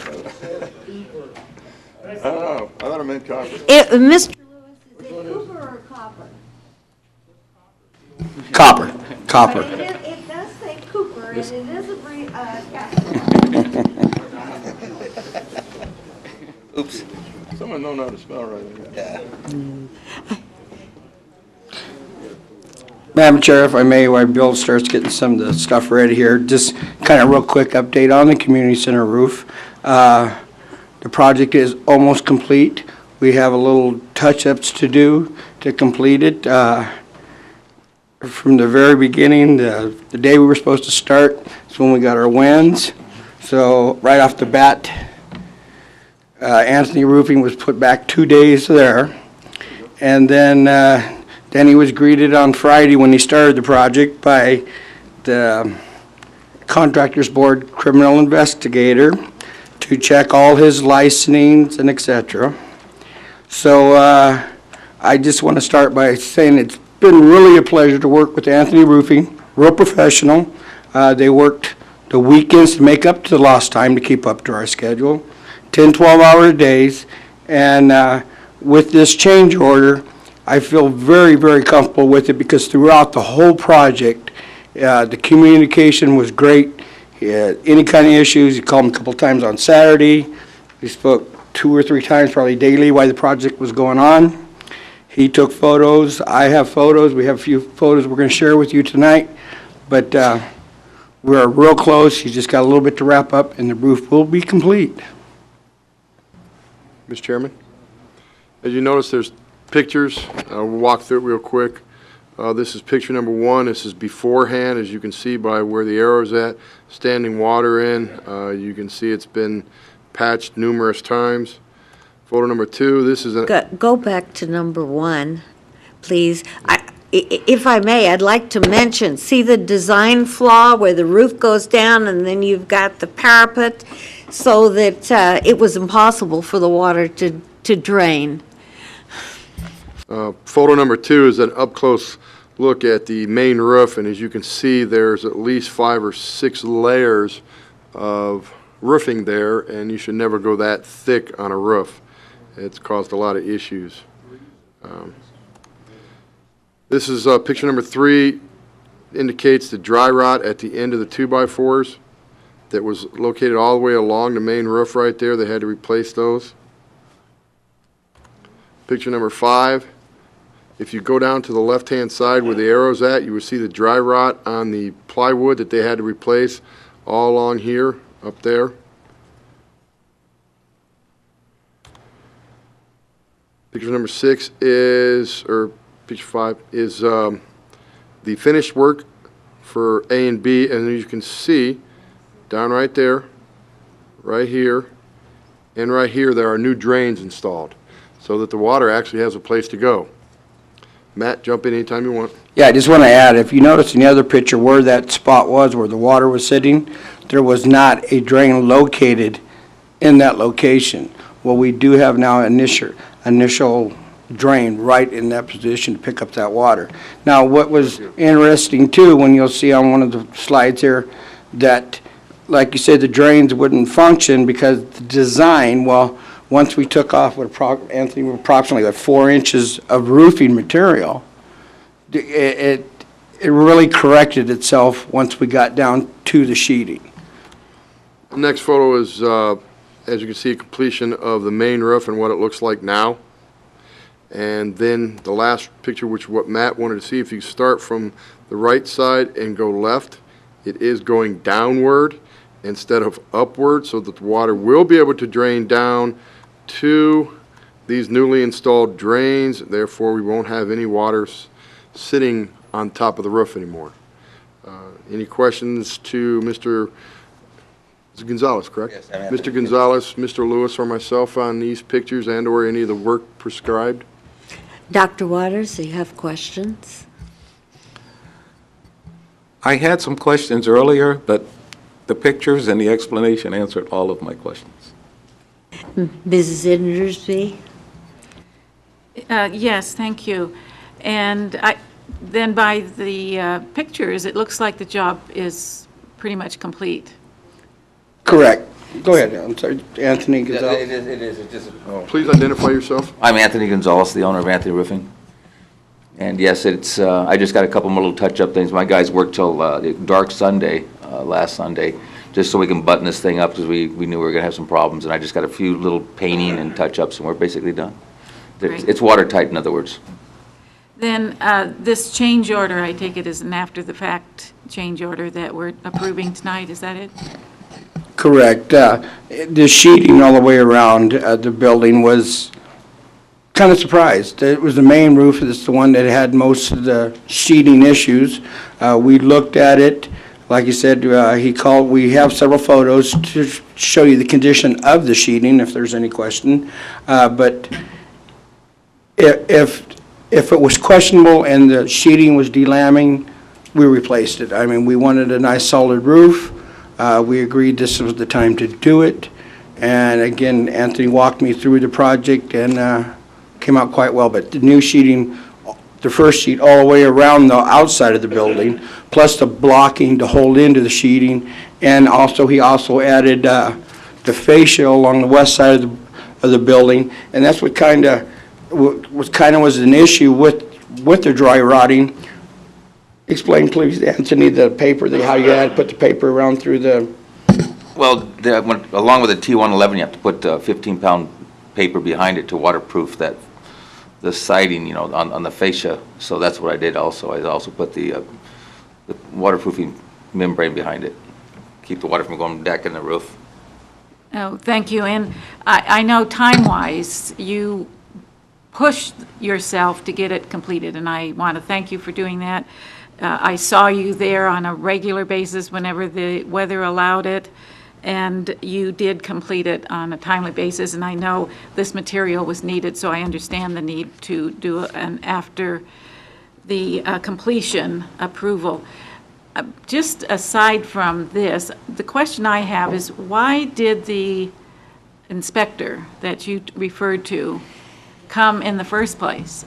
I'm just boggled, my mind is boggled by why that was even necessary. And it was requested from somebody, some party, that he needs to come check the job, that Roofing did not have the qualifications to do the scope of work they were doing. The question was the siding, and his license is a C15, that's where the waterproofing comes in. So once he's seen that he had the C15 where he could do the siding and the blocking for the siding, they were good with that. And Ms. Indersby? Yes. If I may, Mr. Parker? We will be putting together a report after all this is done, and we'll be submitting it to the town board as to the issues that we've had with this. Good. Concerning on the state and county level. Good. Yes, I would appreciate that, because I do take umbrage with the fact that you were confronted with that. I don't think it was necessary. I think you were fully vetted. We certainly did our job, and you did your job, and staff did their job. So wherever that came from, I think was completely out of place for doing that, and I do feel we should go to building and planning and make sure they're aware that we follow our processes and that we don't need to have those kind of confrontations. There was somebody else also that called the contractors board, and that's what he said. I said, did this come from, they're not allowed to tell me who it is, but I said, was there a complaint filed against me? And he goes, well, yes, in a sense, and we have to follow through with it. And it's really uncalled for. My license, this job is way below my license limit. In fact, I'm working on a little bit better, about $750,000 per job license right now as we speak. So this is minute, you know, for the 50,000, whatever it was. And it's really sad that somebody in our community had to just basically just harass me completely. It was just, it's sad. It's really sad. I've been here for 16 years now, and I'm a local, so. And may I ask if in that report, Mr. Kobarger, we can't make sure that we completely exonerate Anthony Roofing and make sure that everybody is aware as well as the contractors board. Oh, without a doubt. Yes, thank you. Mr. Calkin? Yes, I'd like to address something. At first thought, I was thinking too that we were approving something after the fact, but then I thought about it a little bit, and we were not, because in the initial contract, we approved spending X amount of dollars per sheet if required. So actually, that we did approve whatever you had to do at that time. I went up on the roof, took a look, discussed what I saw with staff, and overall, it's a pretty good job, and they're pretty close to finishing it up. So as far as I'm concerned, let's approve this thing and move on. So. Any further questions, Dr. Waters? No, ma'am. Ms. Indersby? Mr. Calkin? No. I would entertain a motion. I'll make a motion to go ahead and approve the change order number 1 in the amount of $4,860. That was to provide 72 sheets of 5-ply CD plywood, install new 2x4s, and T111 siding, and 3 copper roof drains at the Bob Roode Community Center project. I second the motion. Madam Chair, can that be amended to include payable from the insurance claim and BOCC and BRCC roof funds? So amended. Thank you. My second is so amended. Except I can't write that fast. Hey, we can take a break while you're writing. There's been a motion to approve change order number 1 in the amount of $4,860 to provide 72 sheets of 5-ply CD plywood, install new 2x4s approximately 100 by 2 feet, to support new T11 siding and install 3 new copper roof drains for the Bob Roode Community Center roof construction project. Funded it out of the insurance settlement and the BOCC roof fund. Did I get it right? Yes. Okay, I'll call for the vote. All is in favor? You want to go to Public public comment? comment? You don't have, it's your call. I don't. Yeah, go ahead. Go ahead, Butch. I didn't see you sitting there. I apologize. My name is Butch Clendon, and I'm chairman of the Prump Community Task Force. This is one of the things we discussed in depth before the RFP was ever put out, that we could run up into these complications. And I just wanted to make you and the public aware that this was discussed. Public were at those meetings, and this was a foreseen item that we didn't expect this many sheets, especially on that roof, but it didn't make any sense not to do it at the time when you had it stripped. So I just wanted to make everybody aware, and everything's in line. We had the meeting on Friday. We discussed the very issue about these same things, and I just wanted everybody else to be aware of that. Thank you. Thank you. All All those in favor signify by saying aye. Aye. Any opposed? Nay, the motion carries 4-0. Approve funding for kitchen. Discussion, possible decision to approve funding for kitchen repairs, upgrades for the Bob Roode Community Center. Mr. Kobarger, Mr. Lewis. Thank you, Anthony. Yes, we talked about doing kitchen, the task force, or the advisory board, different things we'd like to see in upgrades in the kitchen. The electrical was one of them that we will be addressing, and by that I mean we're going to take in, right now you plug 2 coffee pots in, you're going to lose 1. So we're just kind of upgrade to 50 amp circuit, I'm 15 amp, and so to be able to support that type of newer equipment that will be used in that building.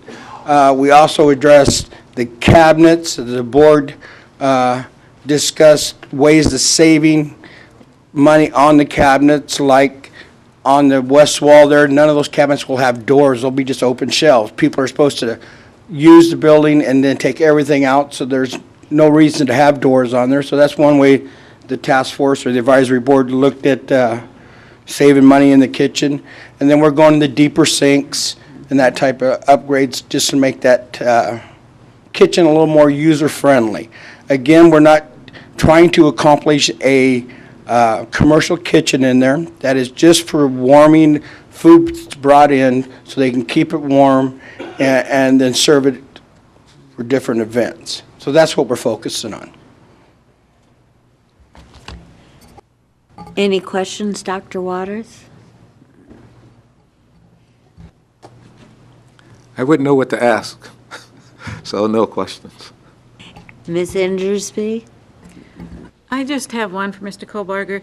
In the backup material, the projected project costs under funding sources, it says the BRCC roof kitchen grant is $75,000. Can you clarify? I thought there was $73,000 remaining. What is the amount? Wasn't some of it used? There was a very small portion of it used, but we rounded it up to 75,000. It's like $73,918 left over. Okay. Well, the only concern is it does leave a deficit of whatever amount that would be, 1,000 or 2,000. Doesn't leave a deficit, ma'am. It will be covered by the, if anything, capital funds. Oops, sorry. Okay, I'll be quiet. Your time's up, Your buddy. time's up? It will be covered by the Capital fund. capital fund, ma'am. Okay. Mr. Culkin? So, I'm sorry, so the capital fund will take in any discrepancies, because that's not clear that was there, but thank you for that clarification. Mr. Culkin? I would just say that I spoke to Mr. Lewis about some concerns I had, because I'm not too much interested in making changes just for cosmetic reasons, and I was also concerned about the funding, and Mr. Lewis satisfied my concerns, so I'm fine. Dr. Waters? Any further questions? Nothing. Ms. Indersby? Mr. Culkin? No. Is there a motion out there somewhere? Yeah, I'll make a motion to approve the funding for the kitchen repairs upgrades for the Bob Roode Community Center, and of course, we're going to have a limit on that. 31450. Whatever it was in here. 30, no, which one? 31450. Is that the one up here? Estimate, yeah, I see the estimate. right Not to here. exceed 32,000. Okay. Not to exceed 32,000, all right. Yeah, because it looks like you're at 31,450. Public comment on this? I'll second that.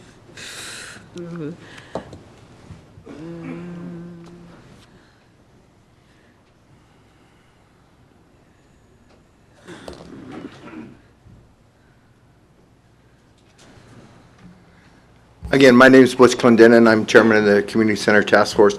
This is another issue that was addressed by the task force, and we did have public at the meetings. And we're fortunate to have 2 members on the task force, or the board. I always forget what we are now, but that actually use the center quite often with their organizations. And they have had great input as far as the kitchen and what was needed by not only them, I'm sure by other event and groups that would use that kitchen. It's mainly used for warming, heating. It is not a commercial kitchen. But that being said, when you do set up warmers, there was some limits as far as what they had. And with this, that's going to address those limits, and it's going to make better the events better for the people that do use that building. All these things were discussed. All these things were recommended by the board.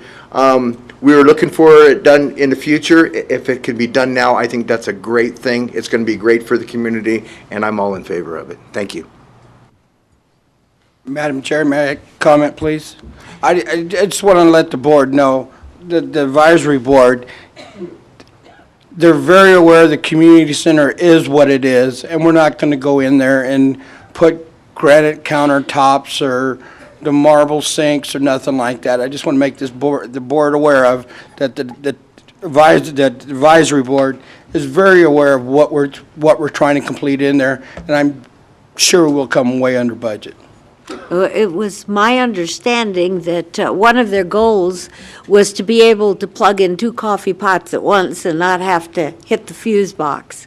And that's correct. And we're also looking at putting, they call it a warmer shelf. Mr. Max, the one that brought it up, where it's just an upright unit where you plug in that you can just put several different trays into it just to keep it warm. So, but they're very aware of what kind of project we're trying to complete in that building.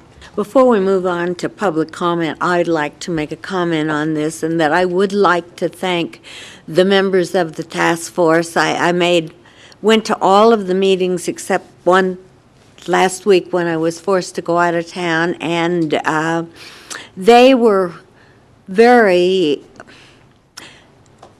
knowledgeable about what we needed to do to the community center, and they worked hard on it. I really would like to compliment the task force on that. With that, I'll turn the mic over to who's first. You win some, you lose some. Andy Alberti, and I gave you my spelling earlier.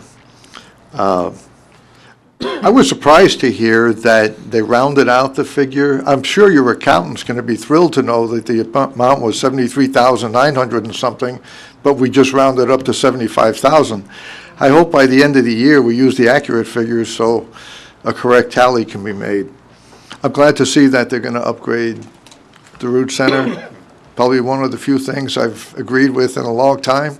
I don't eat out very often, but when you guys have food there, I'll always show up. So thank you, and thank you for your work. Richard Goldstein, Pahrump. I guess I have a question for Matt. Who's going to do the work on this? What we're going to do, we'll have, because of the amount is, we'll have 3 different contractors come in and get estimates and go with it that way. I don't know, we have not selected who will be doing the work at this time. Okay, so basically, these are just estimates, because the question I had is, kitchen faucet and plumbing, $1,200. I want to know what kind of faucets you're going to put in there for $1,200. You know, that's No, just and that's what the sinks, the type, the deep sinks we're putting in there are about 300 Okay, bucks. that's in including the stainless. sink then? That's the Okay. sinks and the plumbing, and also, and the fixtures are quite expensive too, because they're the top loops with the high neck fixtures that come in. And that, you know, installing that stuff, town staff will do. And the rest of the prices, I just kind of went to Home Depot and seen what worked best for us, and that's where I come up with those prices. Thank you. Paula Elefante, speaking as a person that's used the kitchen at the community center a few times, I don't know how old the stove is, but you might want to consider looking at upgrading and putting in a new stove, because, yeah, you know, that's there for warming and not really cooking elaborate dinners and things like that. But we're going to hit a time, that stove's got to be old, very old. So you might want to consider looking into getting a new one, and when you do, upgrade it.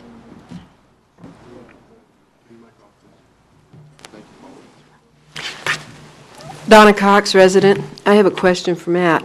Do these prices include the labor? You said you got estimates on the parts. Is that also? Yeah, as far as the electrical part, that's what they did. I had them come in, check out, change everything out with GFI. The cabinets and the countertops, just had a local company come in and say, okay, you know, that's kind of like the top of the line. That was complete cabinets with the doors, et cetera. This was just trying to come up with some money to see about what we'd have to create a budget, actually, is what we're going to do. Like I say, even at the last the board meeting, advisory board meeting, we already started saying, okay, we can cut prices by no doors here and that type of thing there. So. Okay. So if this goes out to bid, it's going to come in pretty close to what you're already estimating. Is that what you're saying? Yes, I do expect it to be under, and it won't be going, and you know, like each project is under the amount that has to go to bid. So what we'll do, we'll get estimates, and we'll have 3 different contractors come in and give us estimates and go from there. So are your people, do you have people that are qualified, which I'm sure you probably do, to pick up on some of this work, to try to save some money to put maybe towards more, towards, I should say, upgrading some of the other features, rather than it all going out to somebody for labor? Correct, yeah, we'll do all the plumbing and everything we can, you know. The electrical stuff, again, will be done by a contractor. The cabinets will be made by a contractor, but we'll do everything we possibly can. Okay, and I'd like to speak on that just a little bit. Now, you say this kitchen is going to be upgraded, but it's not going to be upgraded to commercial. But I think if you're going to spend a whole lot of money, you're going to spend buying an elaborate sink and faucets and perhaps a stove and some other things, that maybe it could be upgraded to the point that it could be used for processing of some of the food there. For instance, if somebody just wanted to have a fundraiser where they wanted to cook a lot of spaghetti, which is basically cooked on top of a stove, that they could do this without it being a problem. Because it's very hard to have a fundraiser and make any money if you have to run out and pay restaurants or get restaurants involved, and it's taking away from their time of making money, even if they volunteer it. That perhaps it wouldn't take that much more money-wise or labor-wise to buy perhaps a more upgraded stove other than what you normally would for a non-commercial kitchen, or adding a larger refrigerator so you could put more food in it in preparation. Just some of those things you might look at, because if you're going to spend the money anyway to do this would be the time to do it. I know that the Mance School might be a good example, because they have a really upgraded kitchen that everybody's real happy with right now. So perhaps you could look at that and go from there. Madam Chair, may I? Yeah, to go to a commercial kitchen is a huge leap. Stainless steel countertops, a cooktop that has to come in, a vent hood has to come in. It's quite a leap from a new refrigerator and the other type of thing. I'm speaking like maybe something in between. Just something that could help get them by. It doesn't have to be something you're going to make money at. Just something that would qualify to get them by, so they could make spaghetti and garlic bread or throw a salad together or something, so they wouldn't have to go elsewhere. We'll definitely look into it. Okay, thank you. Thank you.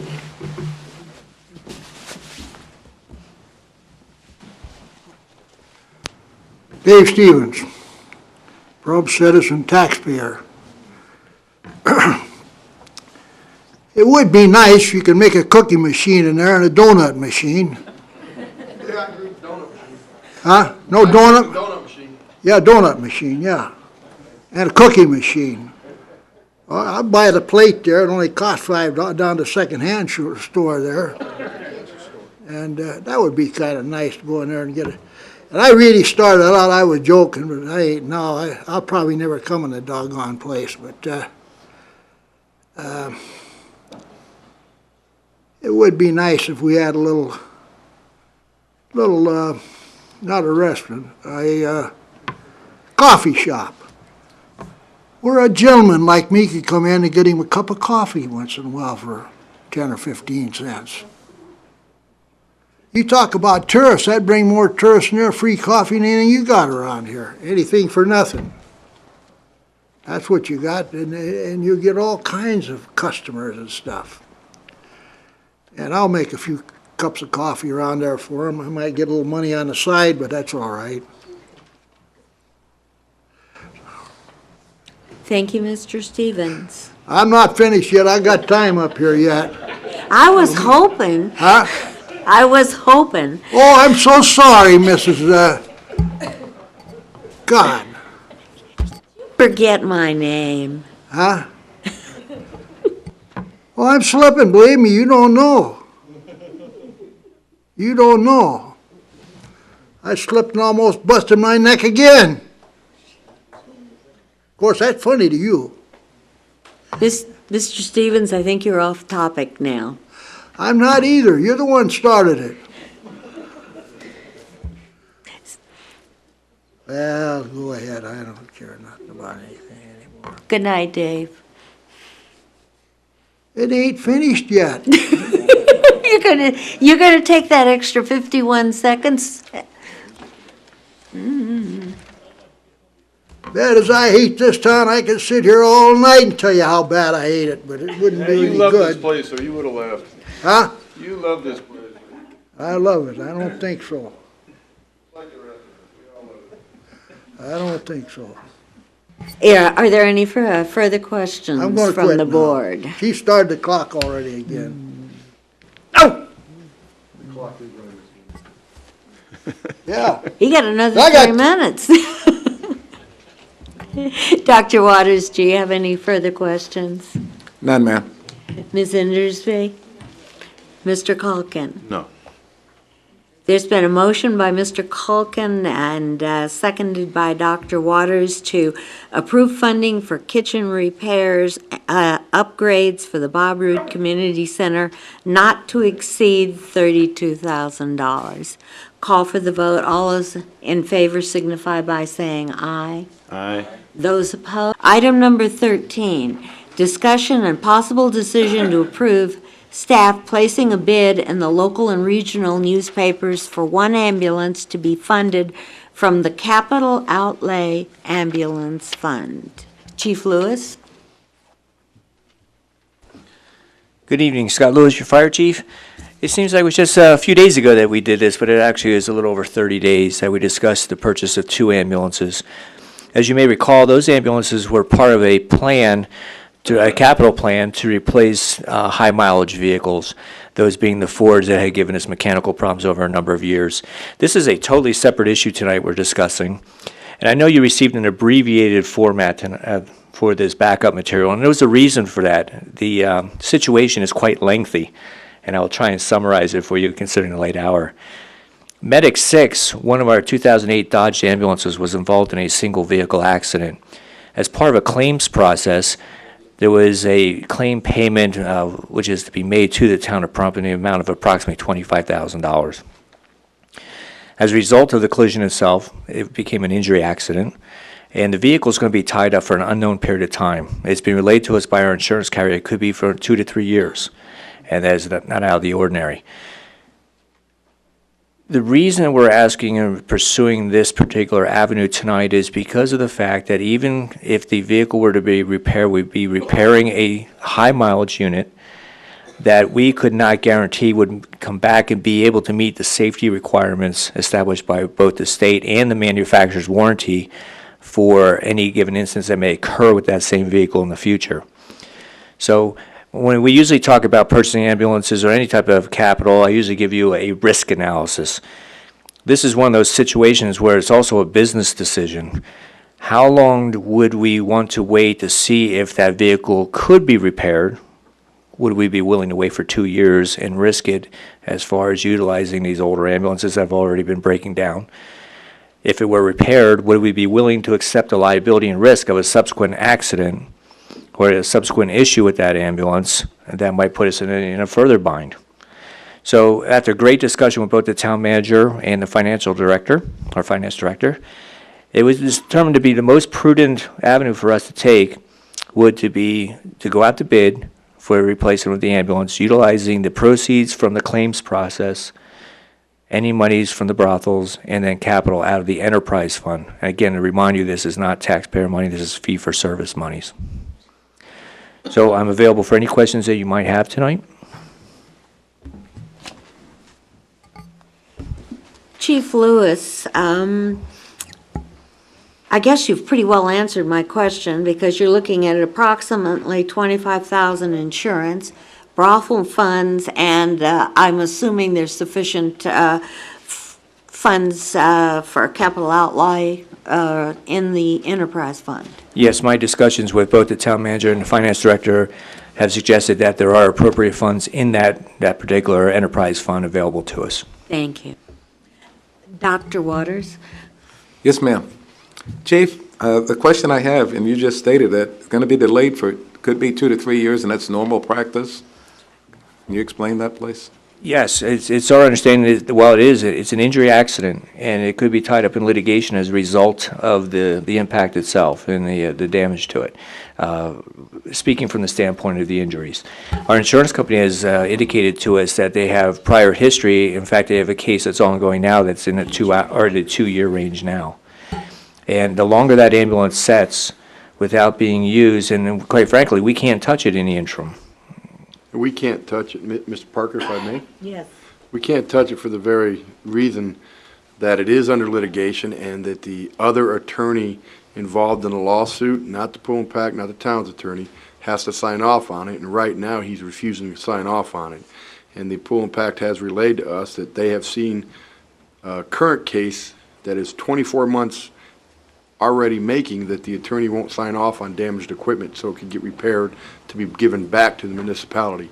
So the timeline could be 2, 3, 4 years, depending on the lawsuit, how long it works out in the court, and depending on when the other attorney deems necessary to sign off on it. Thank you. That's all I have. Ms. Indersby? Yes, thank you, Madam Chair. The questions that I had, you answered, and I appreciate that, Chief Lewis, and I appreciate your staying over to this hour because I know your days get long. The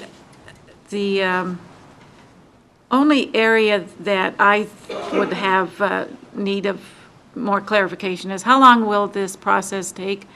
Because I know that you are every day challenged by not having enough vehicles on hand, and ambulances going back and forth to Las Vegas is certainly one of those that you're challenged with. So is this process going to be able, aside from the claim, because it sounds like that's going to be a while, but that can be used to reimburse whatever funds are taken, where it's taken from, I presume. But how long then will it be before you can get the bid out and get an ambulance? We're hoping that we can get the bid out immediately, the specifications for the bid package RFP, and that we can possibly have an order ready by the beginning of the January, beginning of the new year. That's what we're hoping to accomplish. This is the only town board meeting that we have for the remainder of this year, so we're going to have to wait to bring that package or those bids in to you for your review. As far as the claim monies, the insurance company has told us that they would be made available to us now. They are not declaring that vehicle a total loss, which is important to know. That vehicle will still be the property of the town of Pahrump, which gives us opportunity at some point in time when the claim is taken care of, that we can either use it for spare parts, we can use it for a training prop, things along those lines. And that's what we're kind of gearing for with this particular unit. As the town manager mentioned, the mere fact that this could last several years, I can't tell you what the condition of that ambulance would be in relation to the repair check that we would receive today. Again, according to your work getting the RFPs out and purchasing 2 other ambulances, and I think they have been purchased, correct? Yes, they've been ordered. The contract's been awarded, and we're expecting delivery of those sometime in the beginning of the unit, around January, maybe February. Our biggest challenge isn't the manufacturing of the ambulance, it's acquiring the chassis. And unfortunately for us, we're now going into that 2012 model year. And so we're hoping that those chassis will become readily available to us, and we can go right in after the bid and go right into the actual manufacture of the unit. Oh, well, that's good. And you've already experienced some of what you need to do to find the right entities to provide that for you. So I'm hoping you can move quickly through the process, and regret that we even had to deal with this, but I understand those things do happen, and I'm glad everybody came out all right, though. I share your thoughts. Thank you. Mr. Culkin? Chief, my apologies, I didn't know you were about this until Friday, and I haven't had a chance to talk with you, so I'd like to ask some questions. How many miles is on that ambulance that was in the accident? 300,000. Okay.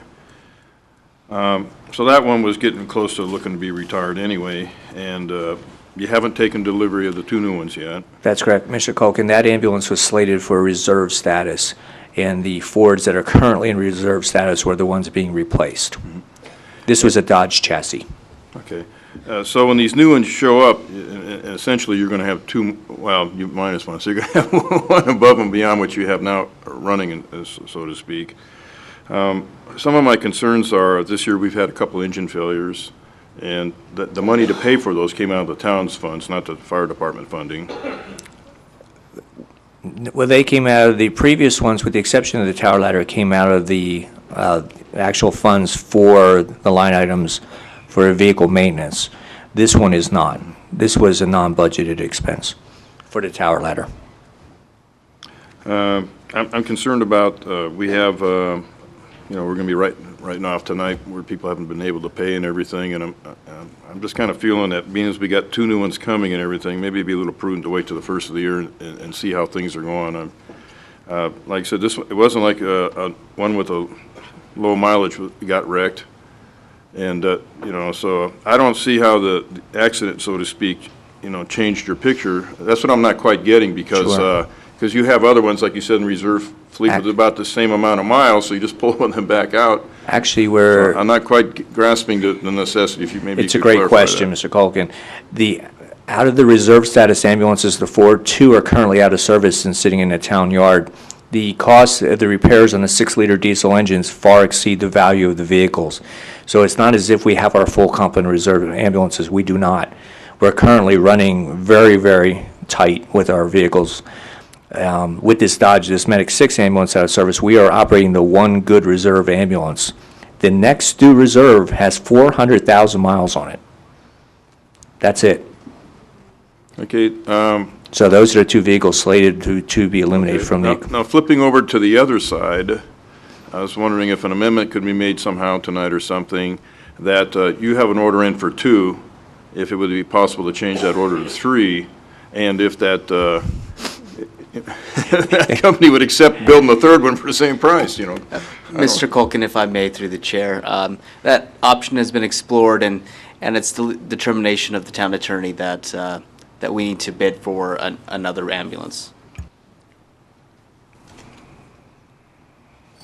Mr. Culkin, I'd also like to note that at this time, no funds will be expended for the ambulance itself. That determination will be made by the town board after the bids come back. I understand that, but one thing usually leads to another. So before we initiate the process, I want to make sure that we're not wasting our time, or, we're doing the right thing. Thank you very much. Thank you. Any further questions, Dr. Waters? No, ma'am. Ms. Indersby? Mr. Culkin? I'd entertain a motion. I'll move that the bid be placed in the local and regional newspapers for 1 ambulance to be funded from the Capital Outlay Ambulance Fund and insurance claim funds. And brothels. And brothels, which I second the motion. not to exceed 140,000. I second the motion. Public comment?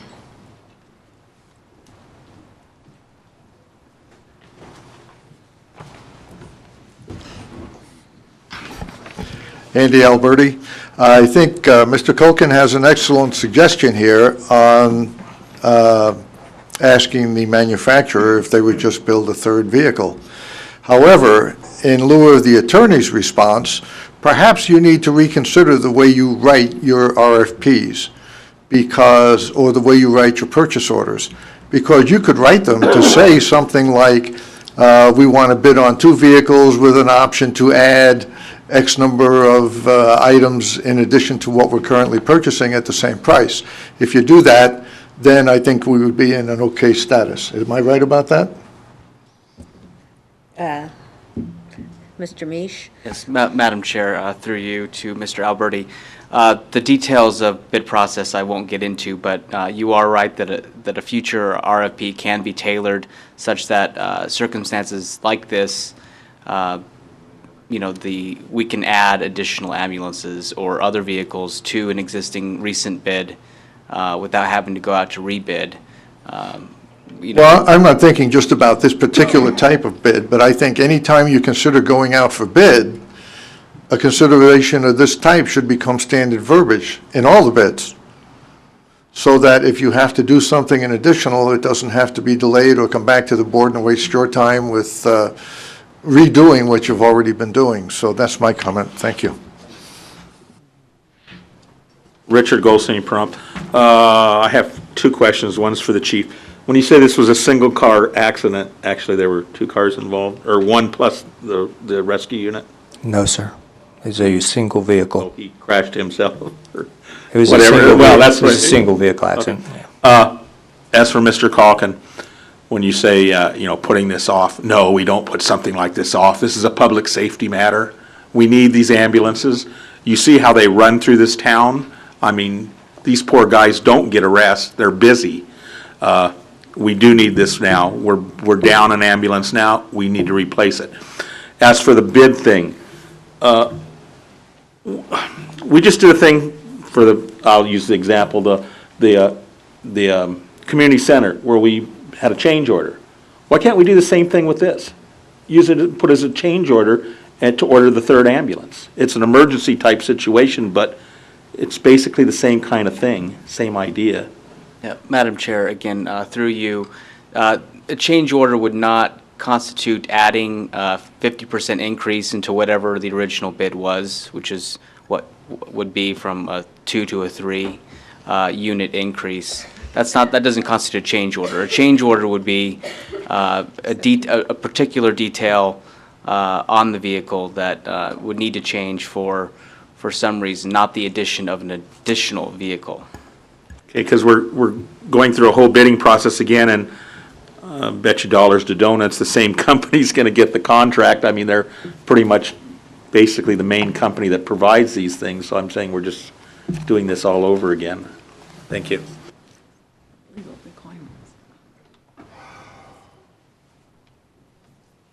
Mr. Stevens?